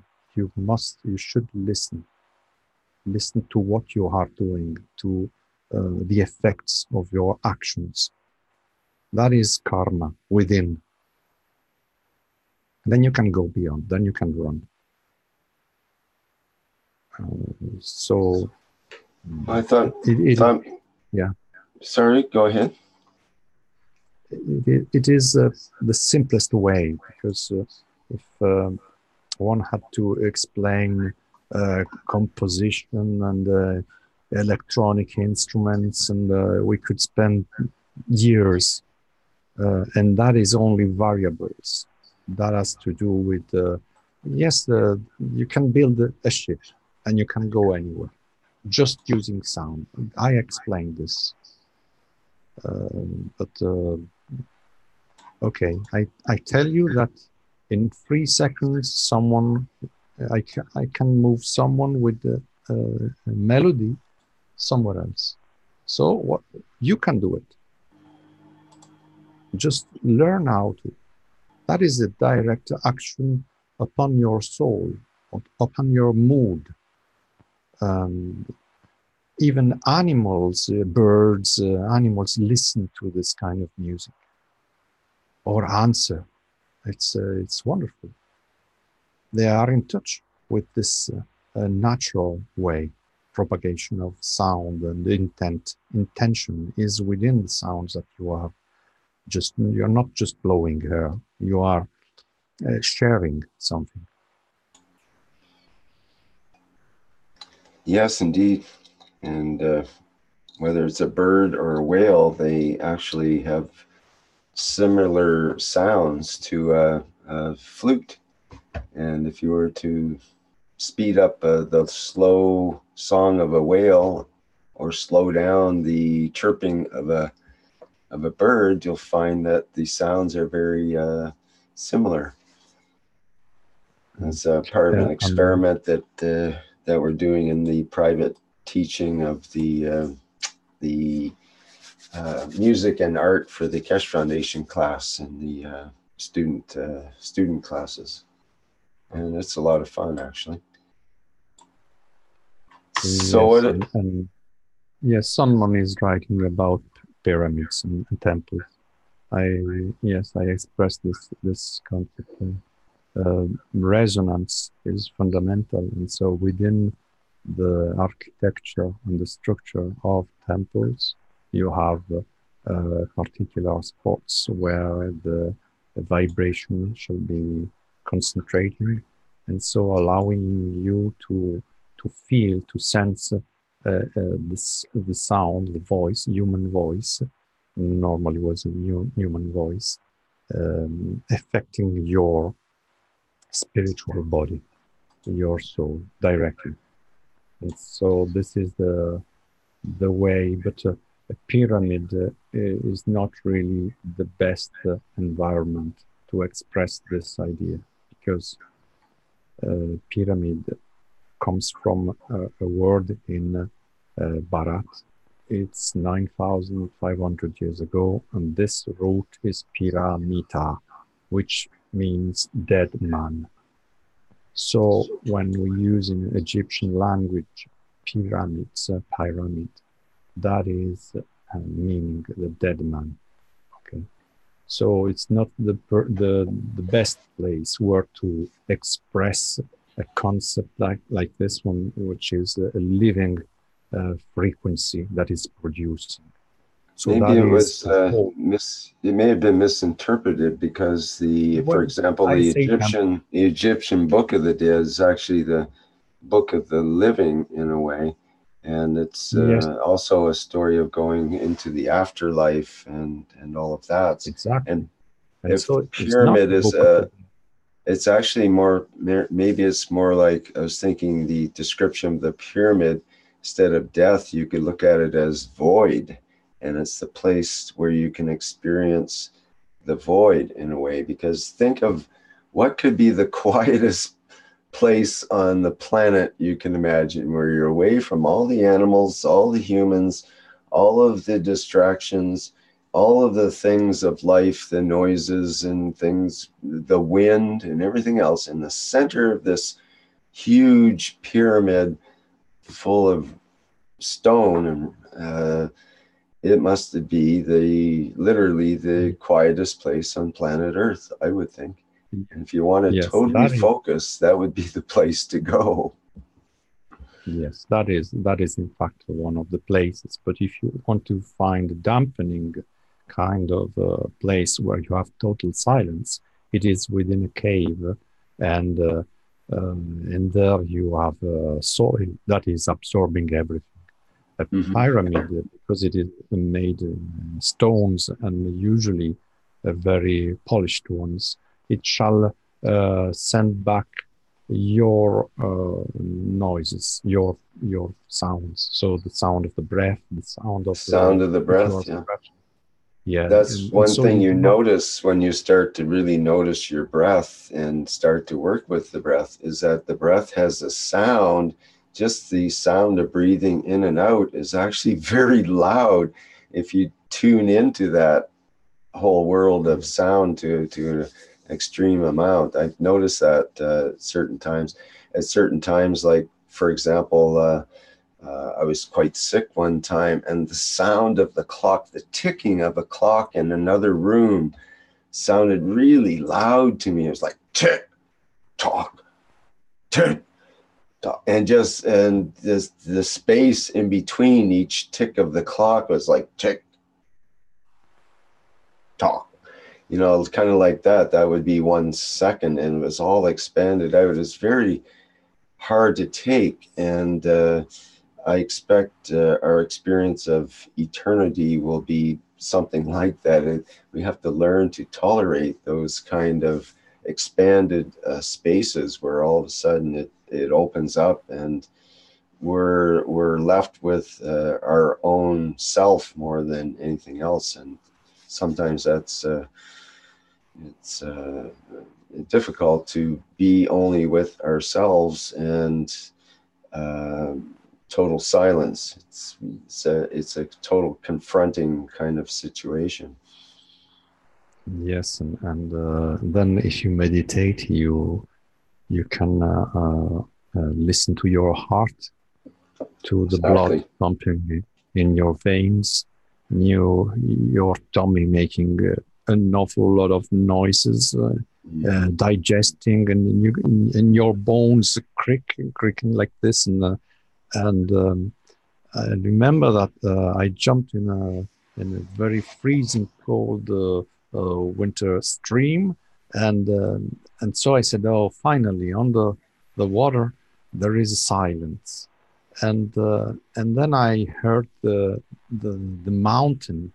It was creaking, going like this. The stones were producing sounds. Yeah. And so it never ends, because it never ends. Yeah. If conscience is there, what is creating motion shall produce effects. So you may solve the problems in a matter state, but you are still got thoughts in your brain that are disturbing you. And you know, the word they use in India is vritti. Vritti is waves. So you have waves producing internal sounds, thoughts in your brain, disturbing you. Right. That is but there are also, the secret is that there are also moments of silence in between all the chatter, and what could be called a moment of freedom, where we are free. If we learn to pay attention, there's natural timings like that. If we learn to pay attention to them throughout the day, that you can zip into this Zen state where everything just opens up, and there you are. There you find yourself. Once you create that dimension, it's like going, riding a bicycle. Once you're able to ride a bicycle, then you're able to reach that kind of state. And once you have practiced it for a long, well, not a long time, just let's say 1 month, and you 20 minutes a day, then you don't need to get your flute. You just enter that kind of meditative state, and you are there, and you have the silence within you and around you. That is kind of knowing that even if the matter state element that helped you to reach that understanding is missing, you can still reach that silence. that we start with a material kind of bell, but in fact we don't need it anymore once we reach that silence. It's just ringing to allow us to fix a starting moment of the meditation and then the ending moment, and then so in between you have total silence. You stop thinking, you stop moving your brain, your thoughts around. That is holding your horses. Hold them. Do not allow them to jump fence and go wherever they want. Just hold them. That is silence. 1 minute, okay, just 1 minute. I used to give a cup with beans, and there was in one of the ashrams, the people, they were walking around the ashram, and they had beans in their pockets. And whenever a thought, they had a thought, they made a thought, they were thinking about something, so they got one of the beans, and so they were just, every time they went around, there was a window with a candle, and they were putting all the beans, ding, ding, ding, playing like this, and all the thoughts they had. So sometimes someone could put even a handful of beans because he could not stop thinking. And that is filling up this bowl. And so with time, some of the people were able to enter the ashram, and they were totally, absolutely silent because they left outside all their thoughts. But they had to take this kind of action, beans in the pocket.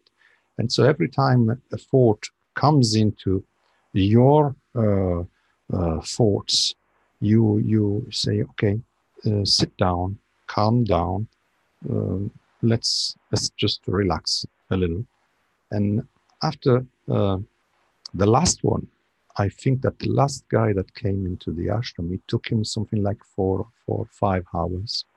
It was still working around the ashram, and everyone inside the ashram, they could feel his pain, is the sufferance of this uncontrolled being, person that could not reach perfect silence within. And the silence within the temple and the silence outside, there was still a thought moving around that is like a plasmatic entity being moving around, and because he could not find peace. There's a disturbance in the force, Luke. Yeah, you could say, right? That's it. And once it came in the ashram, and then there was totally silence, peace. But it is a very hard exercise to practice. You can start with a few. That's right, and that is the downside of that, in a way, is when one enters into that silence, then you're more aware of the suffering in a way, because there's a big dichotomy there all of a sudden. Yeah, as you're also more aware of other of sounds when you're in that place of silence. If there's a disturbing sound that comes in suddenly, you might be extra disturbed from it because you're so sensitive to the silence. Yes, but that helps a lot, because conscience takes place when silence, once silence is, you have reached silence, inner silence. Conscience, a deep kind of understanding of the subtle portion of our being is can be reached only once you reach the equilibrium, and then you shall be able to create, to harmonize it. But if you are in the chaotic and noise side of it, let's say it's never ending, it's noise.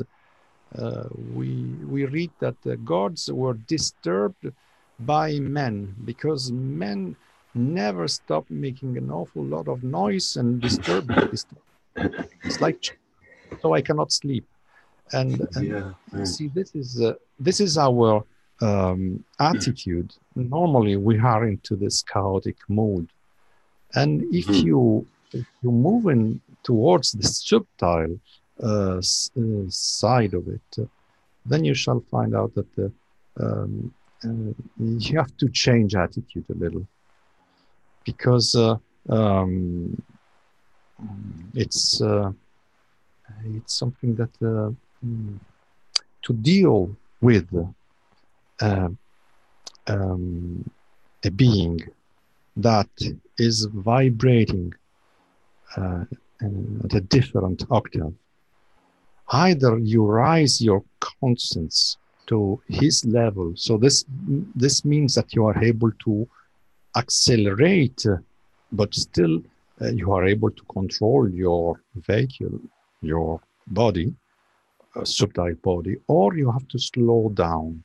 It's better to slow down because then mistakes you can still control, you can still find out if it is hurting, disturbing, if you are afraid, you can just say, okay, I let it go, and you go back to your normal cultural way. But once you are able to center yourself, then you can go into, the word is a difficult one, imponderability. Imponderability, when there is no weight anymore. And that is absolute silence. And that is the dimension of the space, that space that has no weight. There is void in some way, but you are there within that space, and conscience is there, is present. That space, it knows no death. It never ends. It's written there, and it's going on forever. This is forever, because that is it's called love in some way. It is the expression of the holder, the container of the universes. It's like saying a multiverse of a deep space. The size cannot be measured, so there is no point in calculating. But that contains and allows. So when you reach this silence, you probably then have the possibility to move from that silence into the dimension of the understanding, the way the other being is sharing his conscience. And then you don't need words, you don't need alphabets. You are just sharing from your soul. It's your spiritual body that is going to manifest itself in front of the spiritual body of the other entity, of the other being. And this is because we are meeting on a length in a subtle plane where we share all this. If you go towards physicality, then you choose the other path. It's natural. You need matter, but you can do it this way. And we've always been using this kind of path.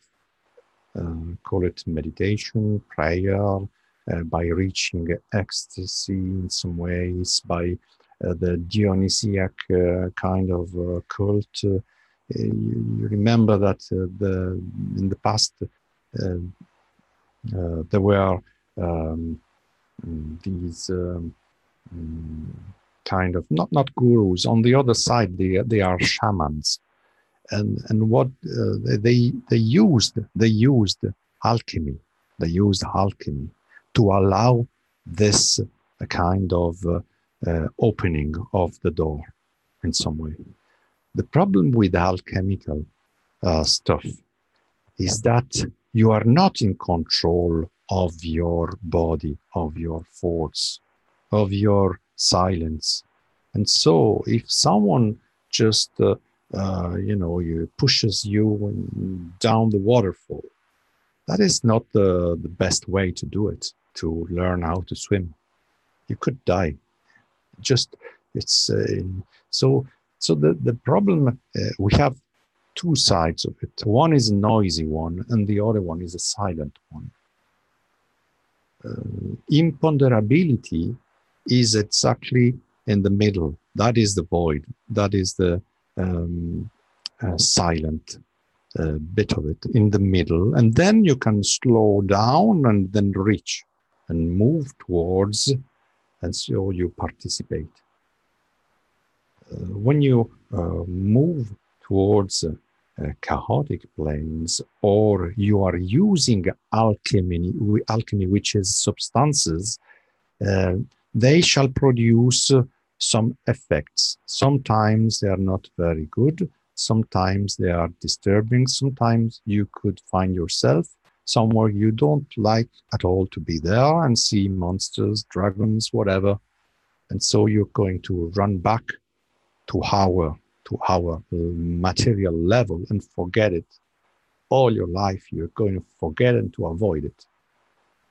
Okay, that is because we are not ready sometimes to see, to face, to share something, and because probably someone who wanted to teach us some way to reach, to move out of a condition, he gave us a blunt knife, the wrong instrument.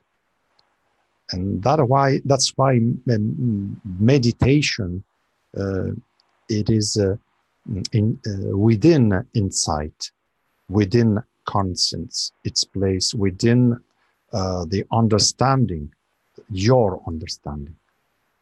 And alchemy gives you something that is pushing you. It's like a reactor, and then are you going to put this kind of a reactor on a wooden plane? Are you crazy? And so where are you going? It's gonna just blow up. And that is because it's too much. And we have this alchemical substance within our brain. It was in fact placed inside our brain, and it is there, and we can use it. And we just activate it with sound and meditation. It's the pineal gland. So when you show Jupiter and you see this kind of eye, and then you saw even the example of the eye of Ra, if you consider, just write down pineal gland and Horus High, and Google it, and you shall find that there is the same structure, and it is the third eye. That is the third eye. So you have in practice, you see it in a matter state, and that third eye. And so they just so what is it made of? Retinic tissue. It is a third eye. It is a third eye, and probably this by interaction of calcium, and the calcium usually doesn't allow it to see very well. And in fact, when we wash our teeth and we are using fluorine, the quantity of it is so high that it shall melt our teeth and bones. And this oxalate shall go towards the pineal gland and create a kind of crystal structure around it that does not enable vision of the third eye. We know that fluorine is dangerous. 5 parts per million are the normal limit.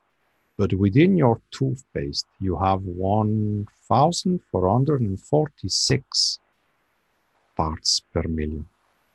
So it is a very well-known topic.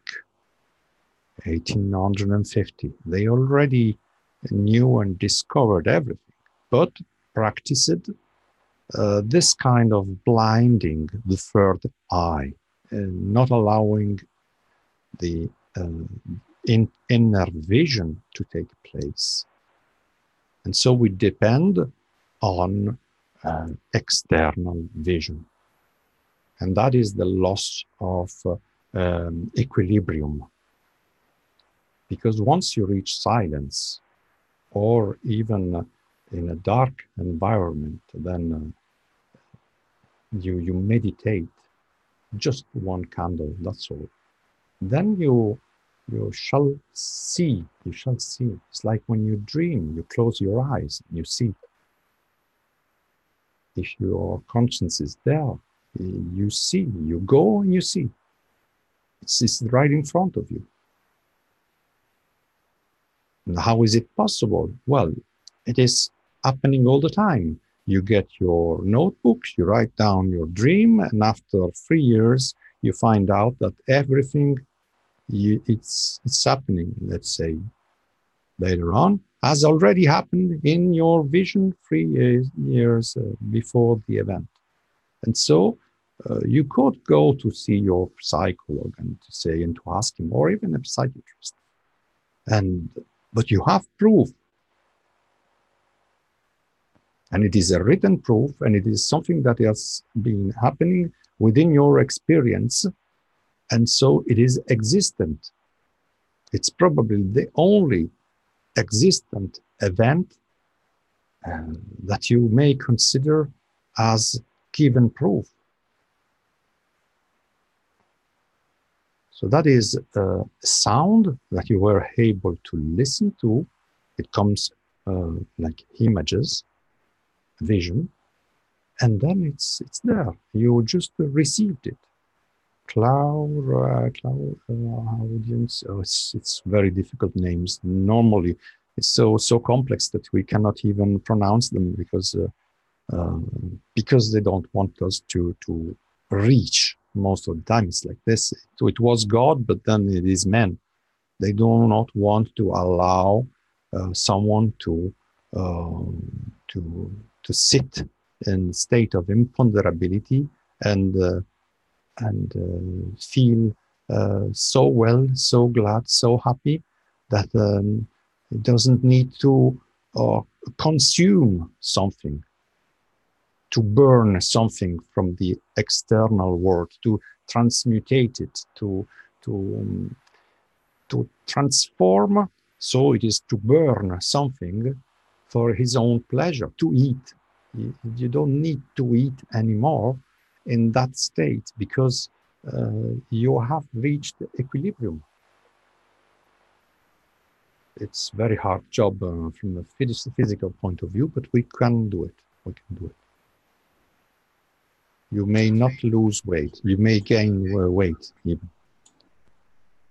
So that is using sodas is going to melt your teeth and your bones. Using fluorine and another couple of acids, okay, and that is damaging the third eye. So just consider acting in a proper way towards your body, which is a plasmatic container. And so if you put in your atom half a kilo of soda, of caustic soda, you're going to burn everything. You're going to destroy it. You're not going to transmutate it. It's because the ratio is wrong, and this wrong ratio is it's taking place with sugar and salt. We get 18 times the quantity of sodium we need. How come? This is working within your alchemy in a plasmatic way. Now, you cannot really understand what is taking place within. And plates are the polarities within your body, and the energy, we know that it's something that amounts to 14 atomic bombs. So there is electricity, if you want to call it like this. And there you are transmutating. So mind that a lot of noise in alchemy would be substances that have nothing to do with food, with something that is giving you, but substances that are, someone put them there because of other intention, meaning, or I don't know why they like playing. So they added a poison to it to control bacteria, okay, to kill viruses, okay, so that this product could last 5 months, okay, and then I'm going to eat them. And there are antibiotics, and there is glyphosate, and there is all sorts of things, and countless number of things. That is noise. That is noise. So that's why people, they become vegetarians, they become vegans, they stop eating, they start drinking only or fasting, because they understand that there is too much noise. It's a chaotic environment. And all these substances are interfering in some way. We could get used to a poison, to one, but to thousands of them in the homeopathic dosage, let's say.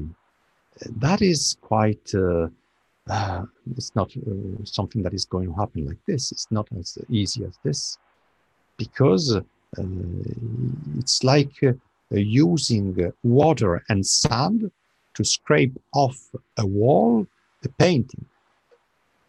It's going to really damage the surface of the building if you keep doing this all the time.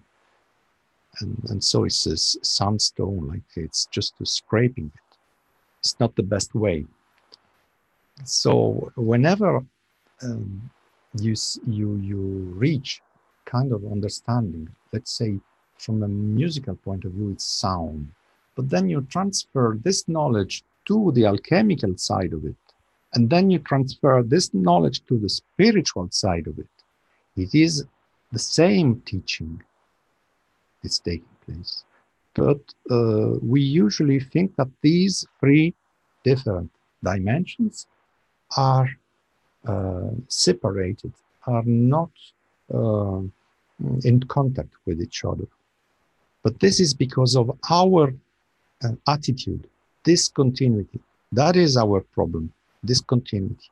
Once you understand in your specific heart, your job, how things work, because you have perfected some kind of art, then you can transpose that octave within the others, and you shall find exactly that your teaching fits in a perfect way, even that dimension.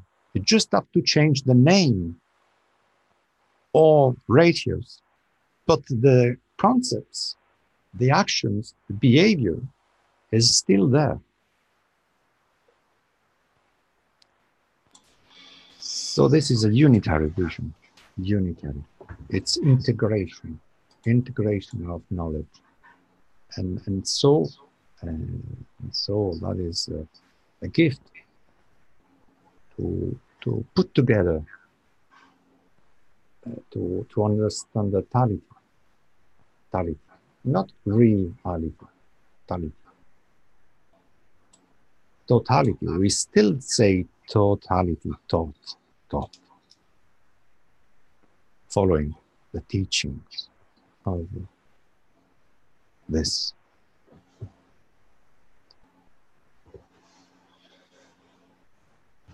Being that was able to share what we call totality. So much that we call it totality.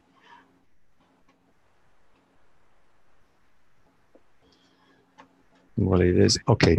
Going back to sound, a flute is an instrument, so it is instrumental. You can use that kind of instrument. You don't have, let's say, $10 to buy a flute. Okay, just use your voice. Just sing. Just sing and that within that sound, you shall find the harmonics. Reach the harmonics. Let them just go up and down and express themselves, and you shall find that they are positioning your soul within. Not using complex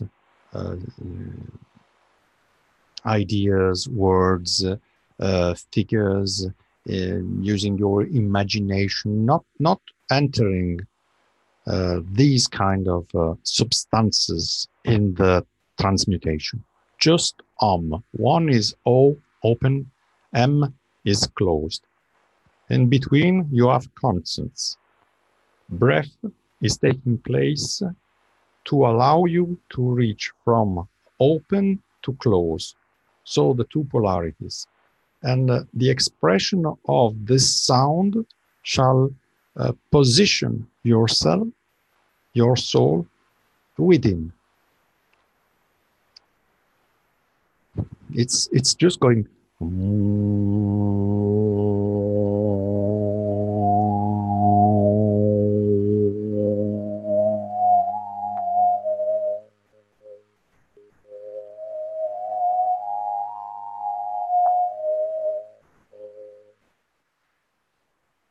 You heard a second sound.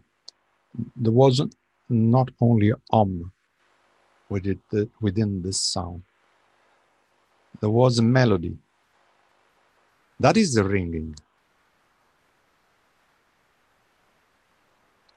That kind of ringing is resonating within the matter state and subtle frequencies of this body, of this world. Each word has its own particular harmonics, but here you are expressing order within the resonances. So by using your voice, you don't need to use even a flute if you like to play an instrument. So it's all the job. But if you want to use your voice, you can do it. In 10 minutes time, you are centering your soul, presence. That is important. We forgot how to locate our self within, because we have been following ideas, images that are placed in the outer world. So we have two sides of it, the inner and the outer. Just consider harmonizing the two in one perception. So I hope, well, this technique is a very good one. Just open and close. Breath is the expression of the soul, Atma, and that is what is going to allow you to transmutate.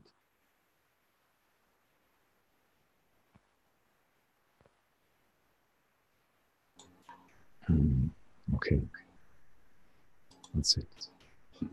Thanks. All right. Thank you for that transmission. Anybody have any comments or questions? Hello, Jedi. It's Doug here.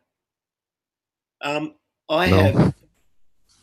how are you? Wonderful, wonderful being that you are.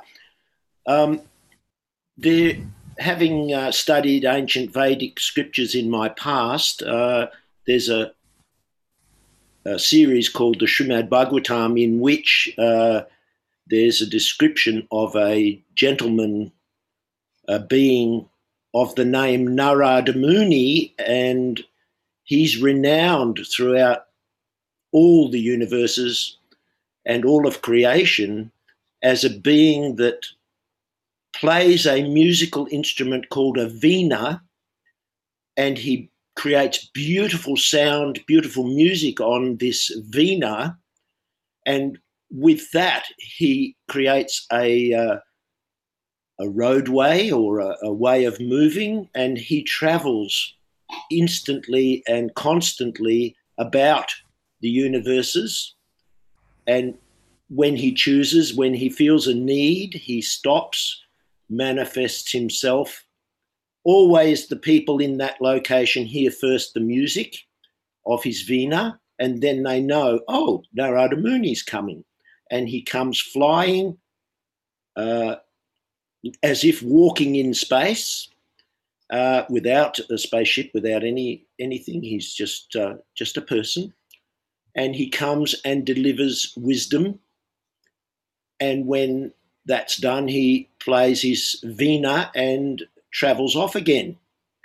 And that story and that readings of those books was just so inspiring to me that, if he can do it, we can do it. And as you've said, it really takes practice. But these old writings tell us things that we've forgotten, I think. So we think it's myths and legends and so on, but I think they're real, and we're now moving in a time where it's going to become possible for more and more people, not just a few, very few people like alchemists or others, mystics, but more and more human beings on this planet will be able to manifest these abilities. Do you agree with that or not? Yes, of course.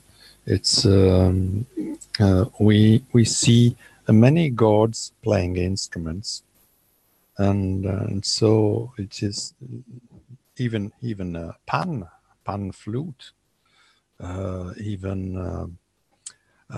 yes, Krishna is playing a flute. Thank you. Yes, Krishna's flute is famous, and so yeah. This is and within there is a dance that comes from the Bharata civilization. It's Bharatanatyam.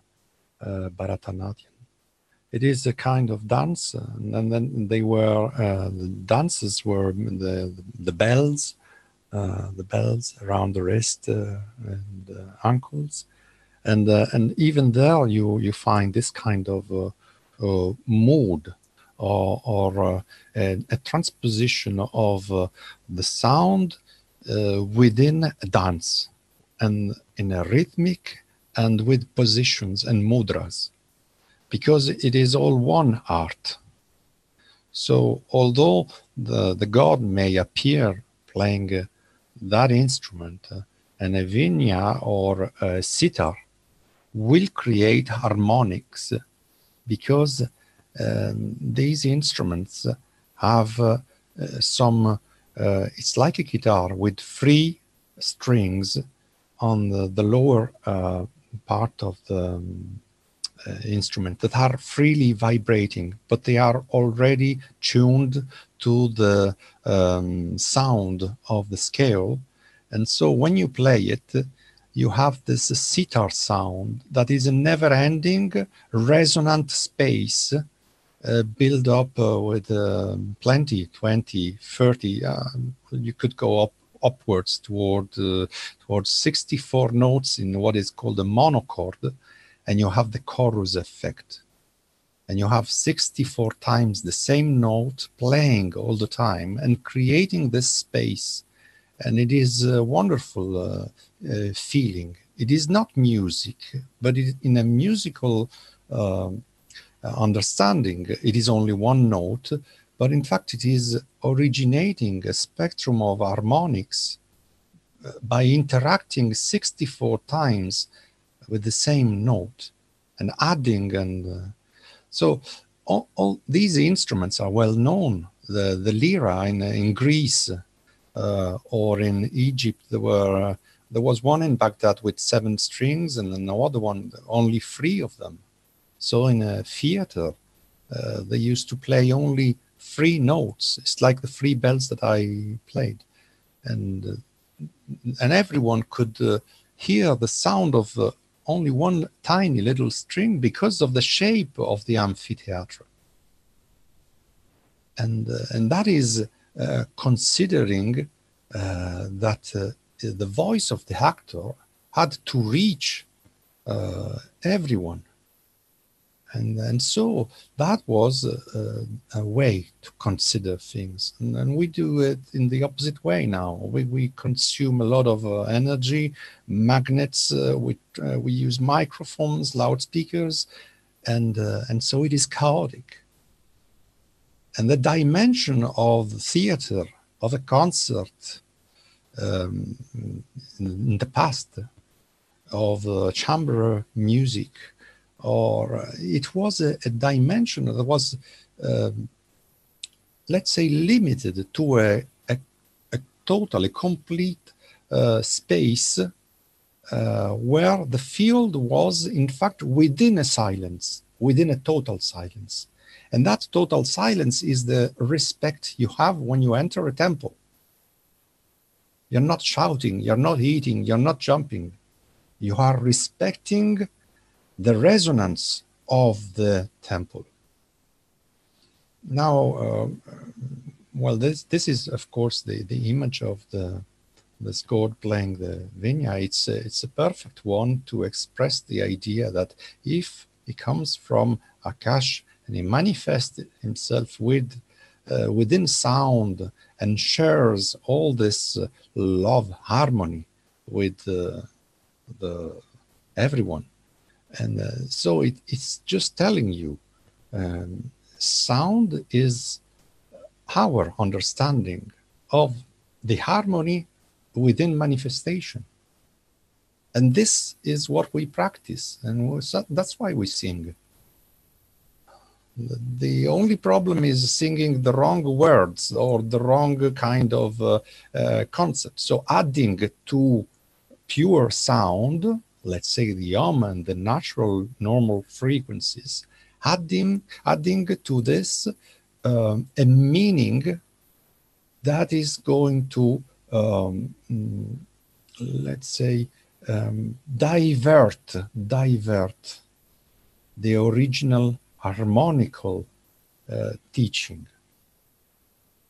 And then we find schools, we find religions, and that is messing up things, because we need structure, and then structure needs a lot of transmutation to hold, and so the first harmonic frequency is lost within the chaotic expression of the dualism that is saying, I am telling the truth, no, you are not telling the truth. And so that is fight, and that is just dialectics and whatever, rhetoric, whatever, just adding words.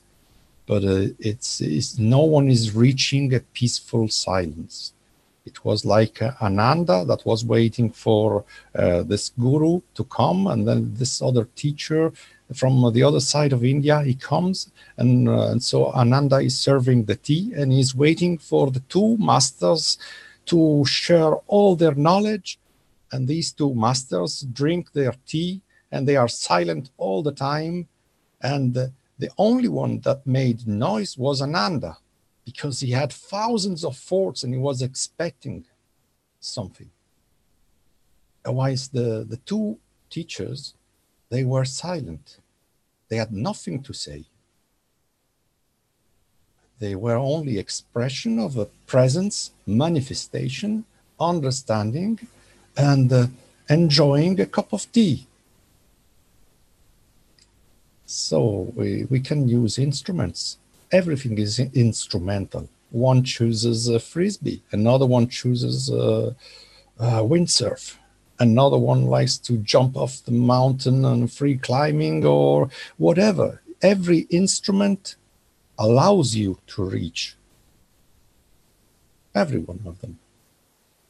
And that is understanding. Everyone is trying to understand what's going to happen, what's happening. And that is transmutation. And it happens within. So a sitar is a very nice instrument. It's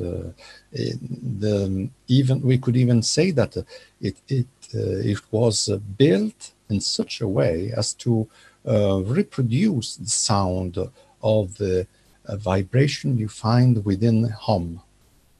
So it's coming from that idea that the string is producing, in fact, the harmonics, and so it's our voice is producing harmonics, and 20 of them. In the example I gave, I just moved 5 of them because I was not singing aloud, and just moved the first 5, but you find the melody within the 5 notes. That is a very powerful instrument. So it is a soul ship. It is not a starship. It is a soul ship. It allows you to move wherever you want. I mean, it's just your attention, your concentration, your internal silence and mood, and you reach, and you feel this kind of subtle. It is subtle, but it gets thicker and thicker.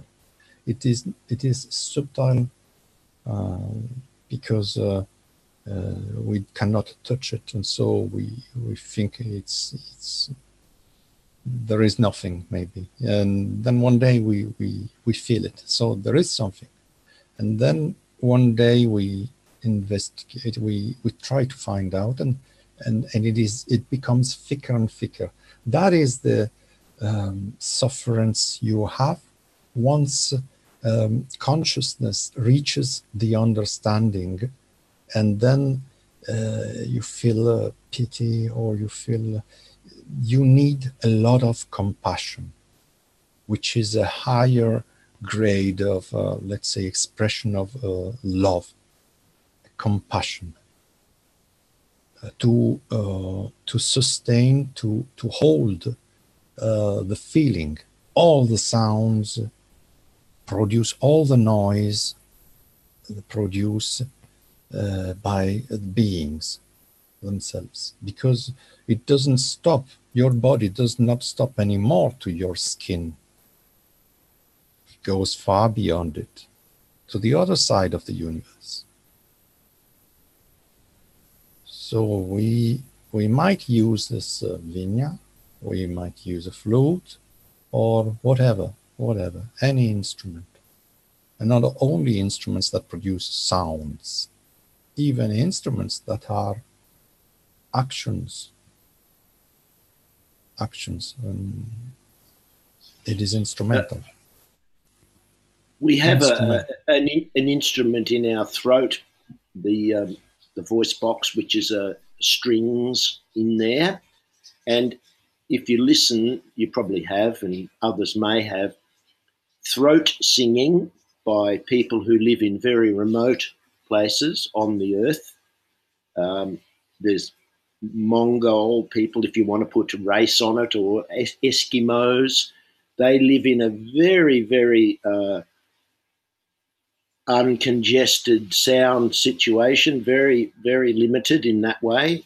Their food and everything is very limited. And when they sit inside their igloo or their yurt or whatever their little place is, and they've got nothing, no television, they've got no radio, they've got nothing.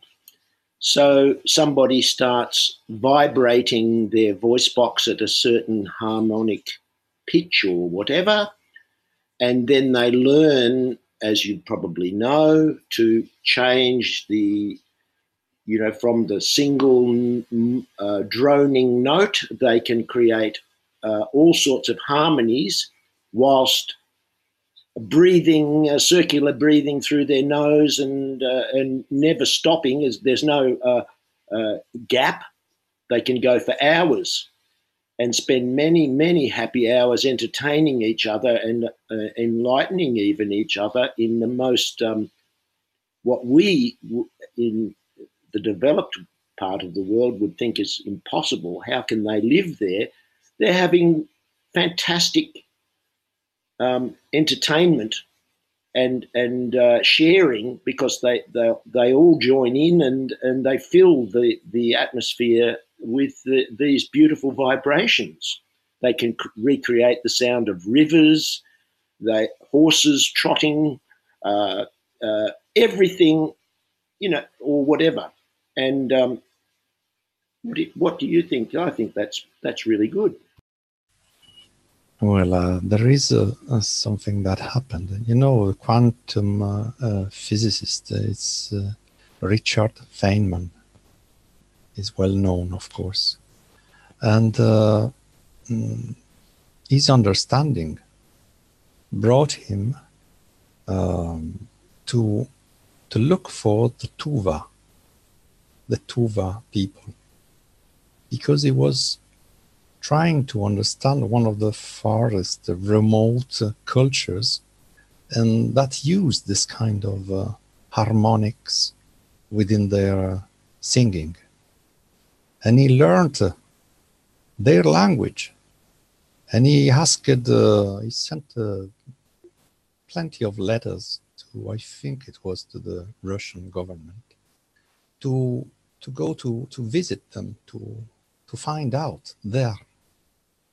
So now he's probably sitting there within that kind of vibration that he understood, he felt it. And so that is really something bizarre, because we are talking about a Nobel quality scientist that is singing, I want my orange squash, my orange juice. I want my orange juice. I'd like my orange juice. It's just singing this song. Is just playing the fool. In fact, he's not anymore concentrating on the functions. He was already practicing an harmonized perception, and he has dictated his presence there after his life on this matter state level, because he chose to go towards that harmonic spectrum, that sound. And those days, I think they had no internet, of course, and they had only a few books, and so it was quite hard to reach this very distant village where something was taking place. And that is, you may find YouTube, the video is a very nice one. And you feel something that is really, really, it touches your heart.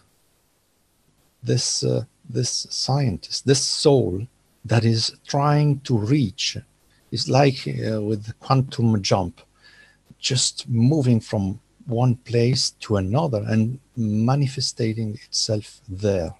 So he said, I want to do this in a matter state, of course.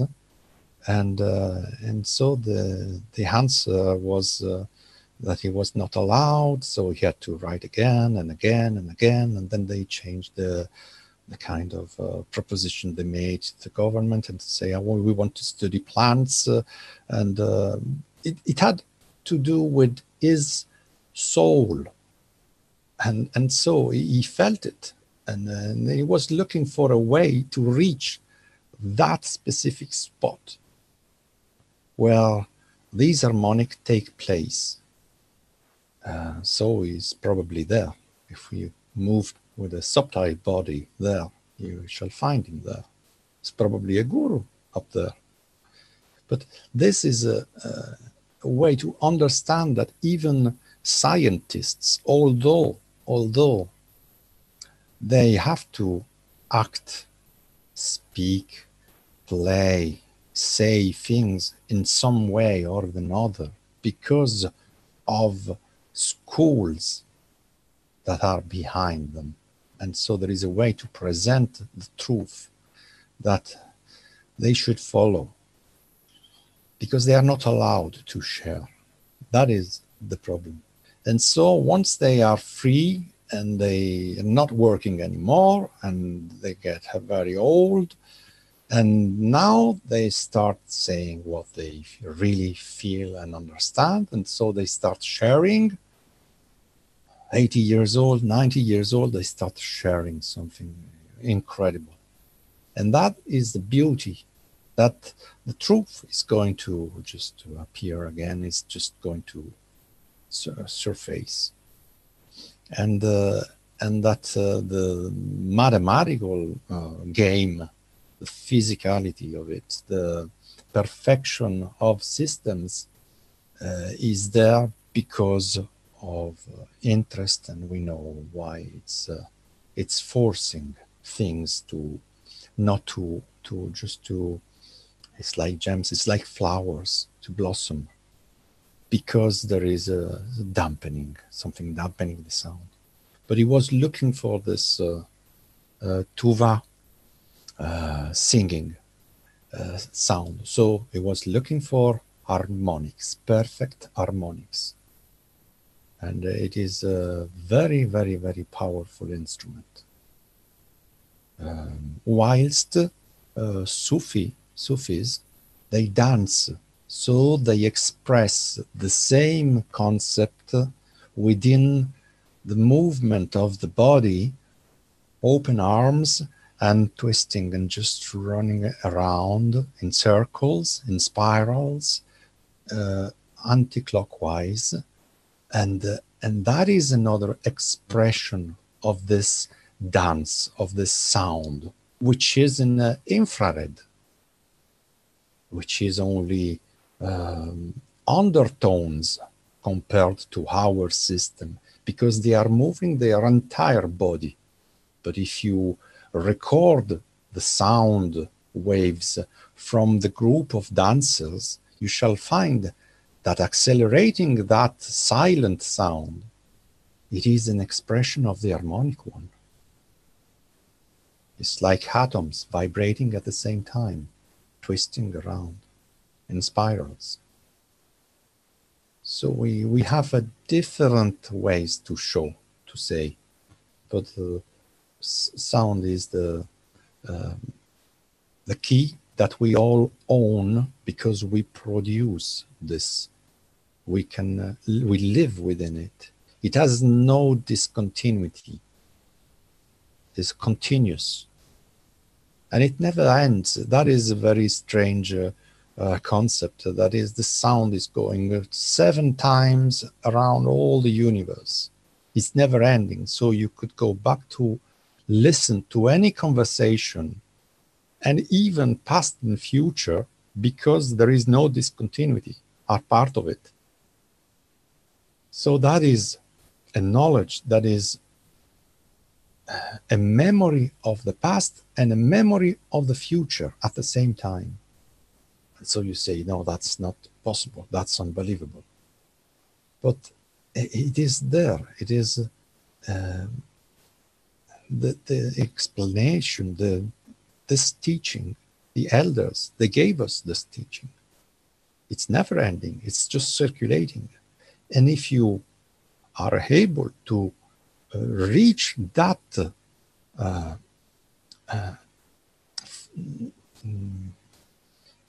synchronicity, it's called synchronicity.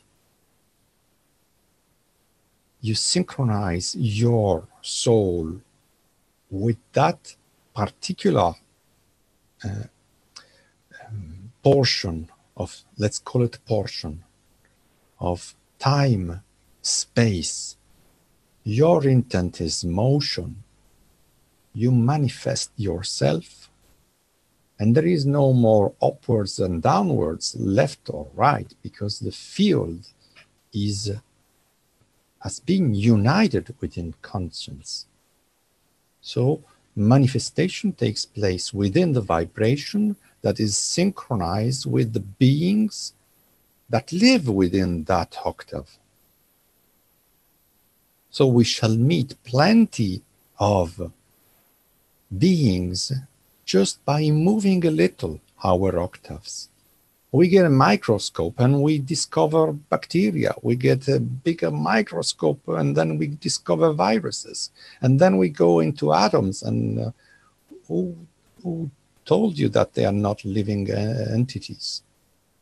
And if you create a cyclosynchrotron and you just shoot at them all the time, they are not disturbed, you're not killing them.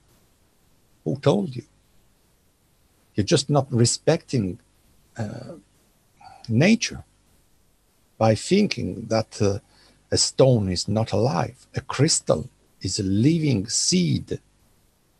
It shall take him 1,000,000 years to produce a tree that is 80 kilometers high, and that was in the trees that were in paradise, one of the highest trees. It was 80 kilometers tall. And then, of course, such a paradise with gemstones shining all over the place. Was such a wonderful place, a wonderful vision, that you didn't even have to dig and to excavate a mine, because by cutting a branch you had rubies, emeralds, so you had diamonds.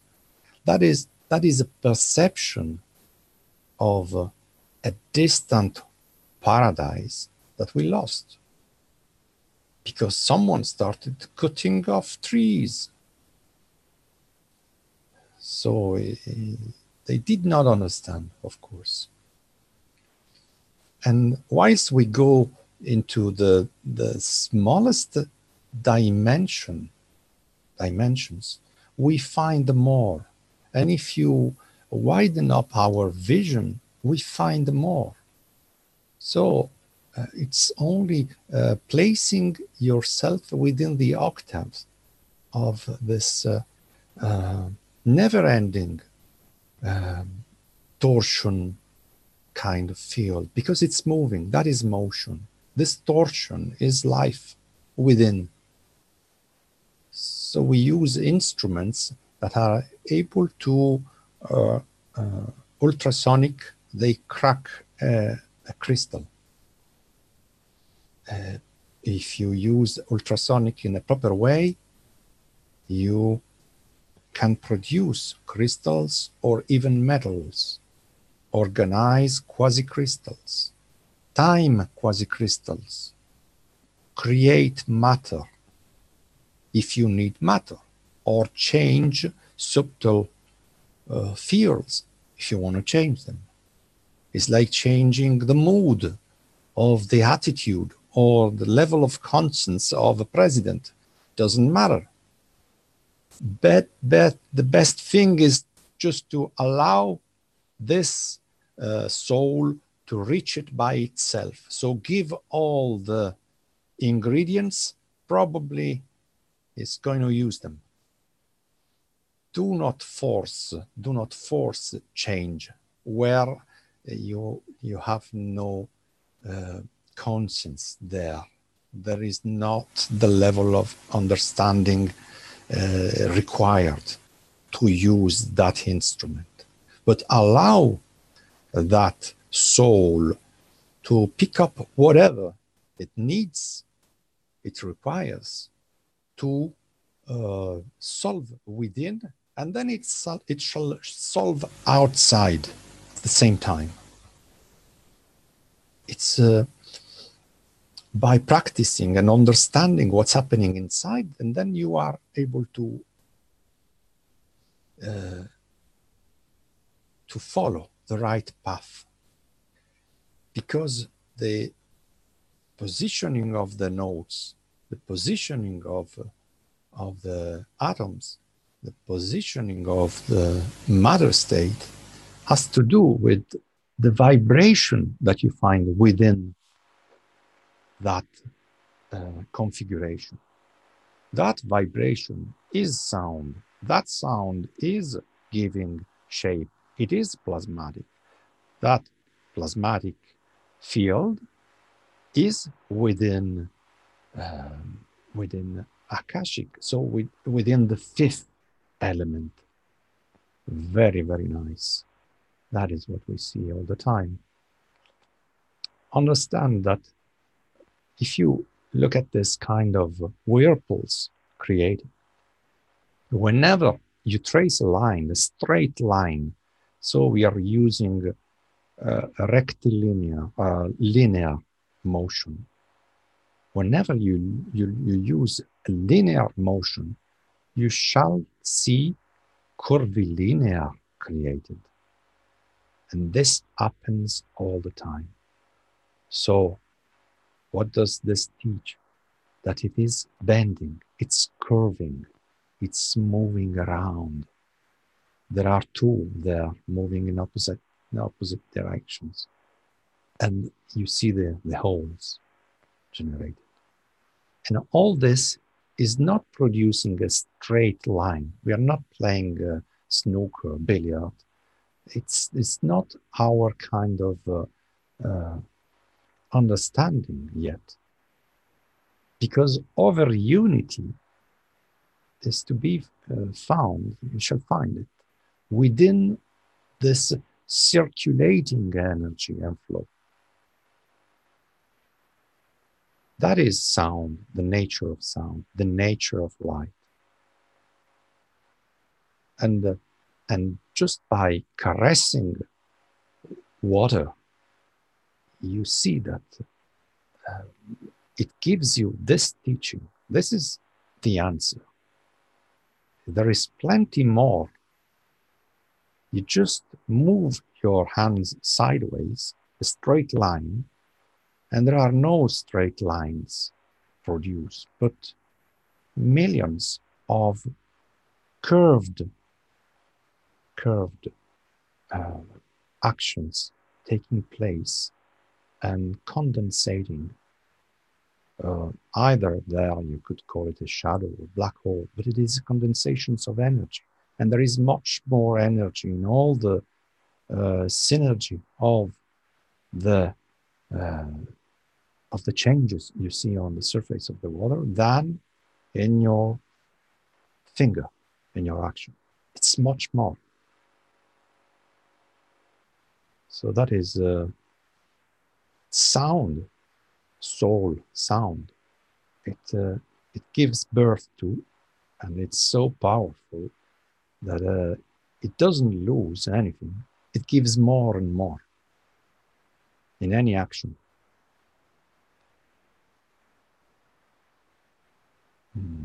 Instruments are a very nice way to help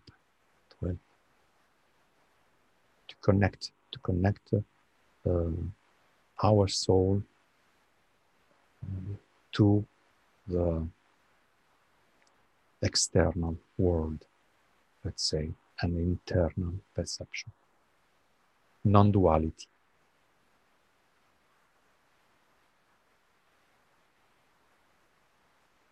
Are you there, Rick? Yes, indeed, still here.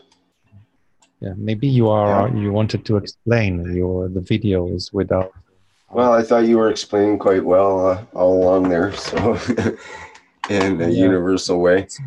In the but yeah, you have the frequencies on the sides of the buff to you see the frequencies. You see the shape of the rounded waves moving from the sides, and you have in the middle the dark spot, which is the shadow of the energy of the circulating whirlpool.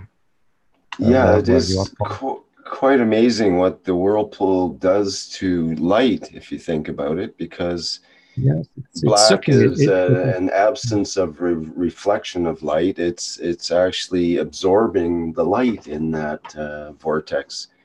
And isn't that what a black hole does? That's what we're told a black hole does, is it absorbs light. But at the same time, it's its own energetic entity. It's not just a total voidness. It's an emptiness, and the very center of the center is basically the emptiest part. It's the voidness of the void. But yet it's also the point where everything is created from, in a way, because all the other whirling around is centers around that central point. And I don't know, it's an amazing process. Have you seen how the two whirlpools are connected? Have you tested it? Have you tried to put yes, that does get connected. What I was trying to do earlier, I didn't get the videos quite the way I wanted, but in the one that we previously saw, this one that we just saw had a single vortex. I was trying to just show that. And then it ended up, I did another video of a single vortex, and it ended up creating two vortexes out of the one in the center that I tried to create in the center of the bathtub. It split off into one at each end.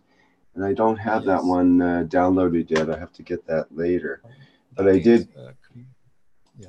Equilibrium creating. One is going clockwise, and the other one is going anti-clockwise.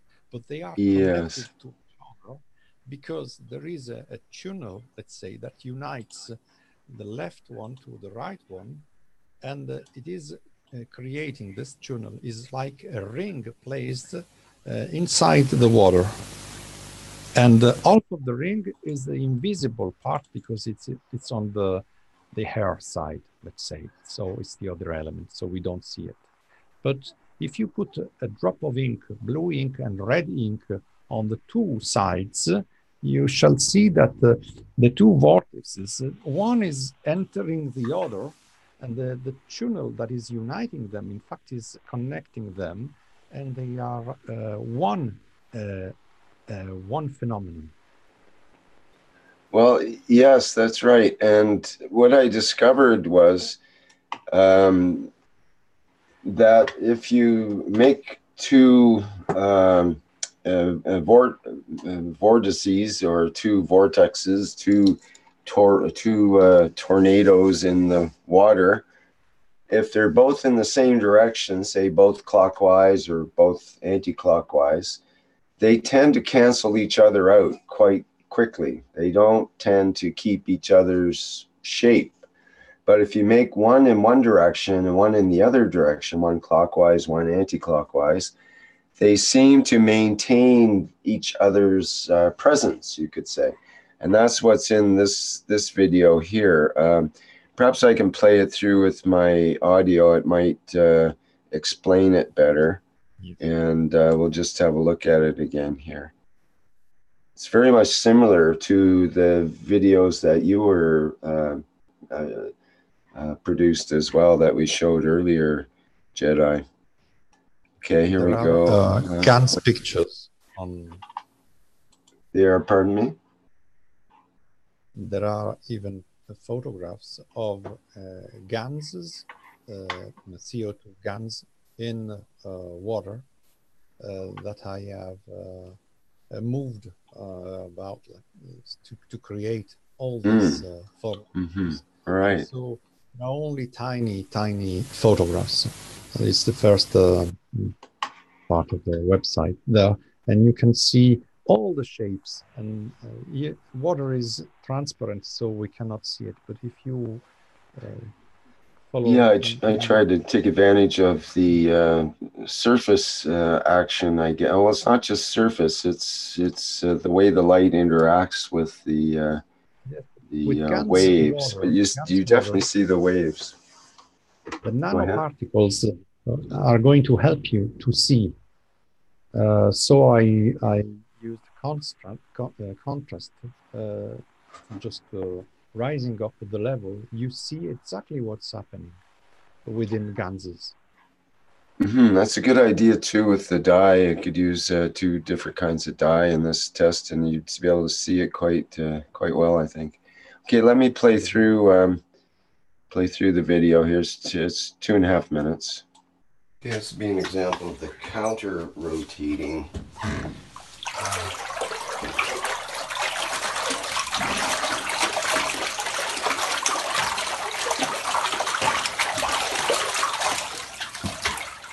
Okay, we have two good vortexes there now.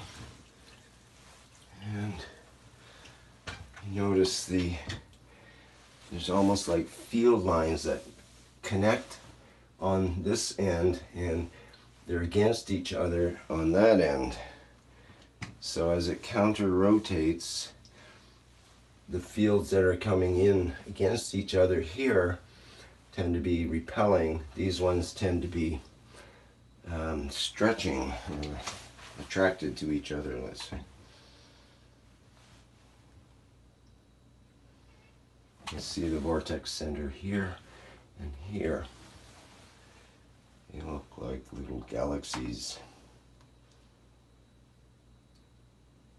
The black hole in the center. That one broke off into multiple. It's got 2, 3, that double black hole that co-rotates around itself.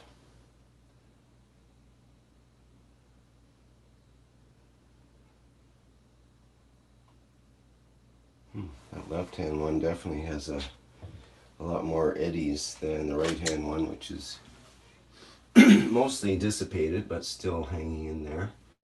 And this one is still there as well.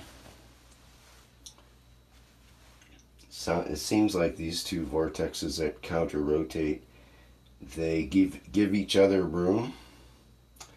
They maintain their own presence, and they don't tend to dissipate each other. So we could look at that whatever dimension you like. You could think of the pairing of electrons with opposite spins at the basis of the quantum technology. And I'm sure there's lots of instances out in the universe of galaxies that have a similar performance. Interesting.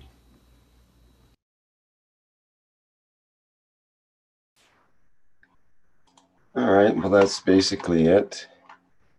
And it's kind of an ongoing experiment, and I tried to get a comprehensive video together that explains all the aspects that I discovered through this simple yet powerful example of the way things work in the universe, with the pairing of vortexes, the pairing of toroids, and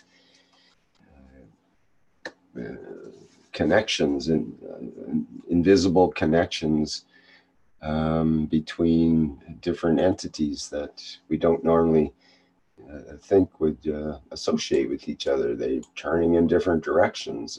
You would think it would just be all friction or bounce off or something, but yet there's a hidden connection, like you were saying, Jedi. Giving birth to all the changes in the molecular state of the water. So in fact, all this energy should be transformed into heat and motion, and it's deflecting light. That's why we can see it, because the light is going to come back to us in a specific way, because it has to do with polarization of the water. And so this motion is going to allow the water to assume different states within matter, so liquidity. shall polarize within the movement light in such a way that we see within light the dualism between light and darkness. So the black hole in the center and the white rays that you see there on the left is like you see the shape of the waves on multiple sides, and that is a configuration, a resonant configuration, because you have 5 of them, then you have 6 of them. It's like clouds. You find plenty of structures that are made at multiple frequency, which is a scalar field. That is a scalar field. That is the energy of the bigger white one, the line on top. And then you have -1, -1, -1, -1. So it's losing the energy. That one.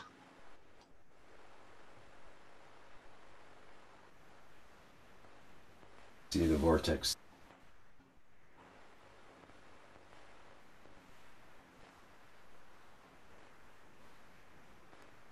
It's very interesting that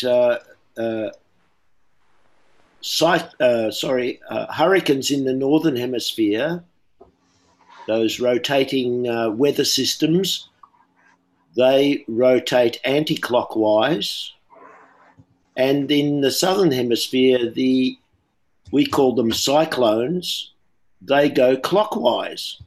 So there's this balance of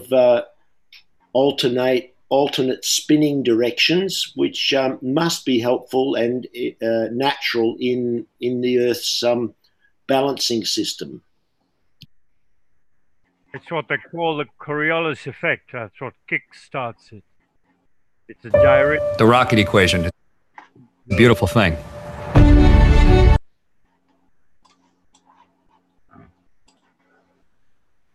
Yeah, there's also, if you think of the poles of Jupiter, I was trying to pull up a picture offhand here, but there's if you look I at found some good images of Jupiter. You can if you click on the at the end of the website, I wrote some Jupiter. You just find Jupiter. Yeah, they have to be copyright free in order for me to show them. That is public domain NASA images that are have been shared, so it's normally it's all public domain. Mm-hmm. So the source, I wrote the source, and then you have all the images there. So it's where did you put it again? The last thing I wrote on the chat website. Yeah. On your website. Oh, I'm sorry. In the website. Just the last thing. I just added some. I wanted to show the Mercator map where you find the North Pole. Yes, and there is Jupiter, the last bit. And you can see them because very nice pictures.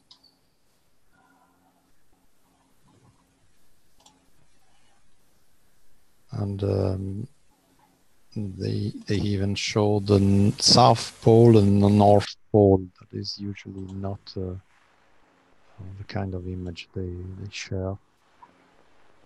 And all these whirlpools are taking place, and we saw the white spots, etc. So just find one to show. Yeah, I was busy with a troll on the YouTube channel, so I had to delete them and so on there. Oh, okay. We're getting on actually and need to close off the show here, so maybe we could get that into that next time around. I would like to get into that whole thing of the Jupiter cyclones, because it's an interesting topic in its own, and the way the orientation and different geometries of it and so on, and how that I share the page. That's all. So you have the page. That's it. If you want to see it, it's there. No problem. Yes, because Yeah. Jupiter, of course, deserves a greater study. It's not. Yeah, it's becoming up on my radar more and more. I find it all of a sudden a very interesting topic, actually. Okay, what I thought we could do is go out with world number 2, and I'll just allow a bit of silence at the end of it, and basically close off the show for today. Is there anything else anyone wanted to say or bring up before I launch into all that? Thank you, Jedi. Thank you, Rick. It's been absolutely amazing. Love it. Thank you. Well, some will love it and some will hate it. There's some that I just, like I said, just get rid of. I had to ban Alper from the YouTube channel, and I've already had to ban him from this channel, and now he's banned permanently as far as I'm concerned because he's very inconsiderate. So some like it, some don't. So be it, because this is part of the knowledge about going to space in the true way as far as I'm concerned. And it's all about getting back to basics of who we really are. And that is a very simple presence. And that's about all you can explain about it. And that is the practice of simply being present. And it's so important as the basis to begin from. So, and it goes from, all over the universe from there, as we know. And we can go on for days about all of this stuff. And I think it's appropriate to touch on this kind of thing for this class here, because we started out with the Keshe Plasma Reactor group dealing with the physicality reactors and the ins and outs of the technology of how to rotate and evacuate and do all these processes with the rotating spherical reactor and that kind of thing. And then it's warped and morphed over the last year. It's been 6 years since the first plasma reactor group. And it has warped and morphed, and we are getting, as the teaching from Mr. Keshe has as well, and we're getting more and more into call it the spiritual side of it, but it's the spiritual science, you might say, and other aspects of nano and GANs and other technologies that go with all of that. So we get into some things that we used to think were pretty far afield or pretty out there, and maybe it's hard for some people to handle. But I think it's important that we get exposed to some of this knowledge and understanding, and we can take it or leave it. Take what you need from what you get and leave the rest because you don't need it. And that's my attitude. I'll try to take advantage of whatever it is in front of me, and if it's a banquet of food, then I'll eat what I prefer and leave the rest for someone else to eat. So it's we try to keep it open here, at the same time keep things under some semblance of control. Thank you, Jedi, for all your input today, and I think it's been a good experience for us here. Doug says the portals are now open. Yeah, right on. So, okay, without further ado then, I don't see any other microphones open or anyone trying to speak here. So I will say this will end today's teaching, other than we'll play World 2 from Jedi. Let me get that set up properly here. Sound.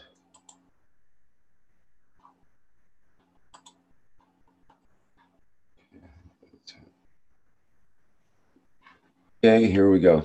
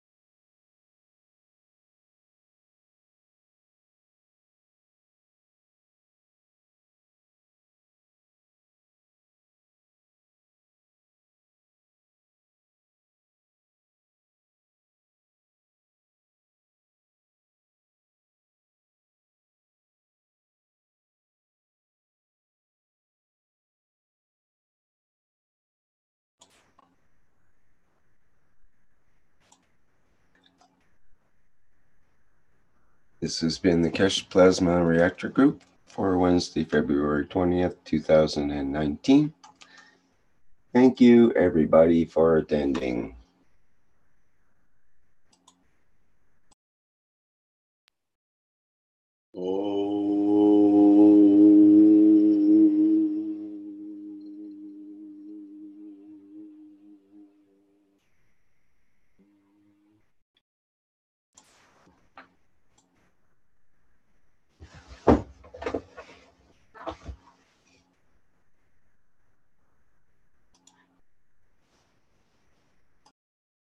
Thanks, Rick, for hosting. Thank you for that lovely ending, guys.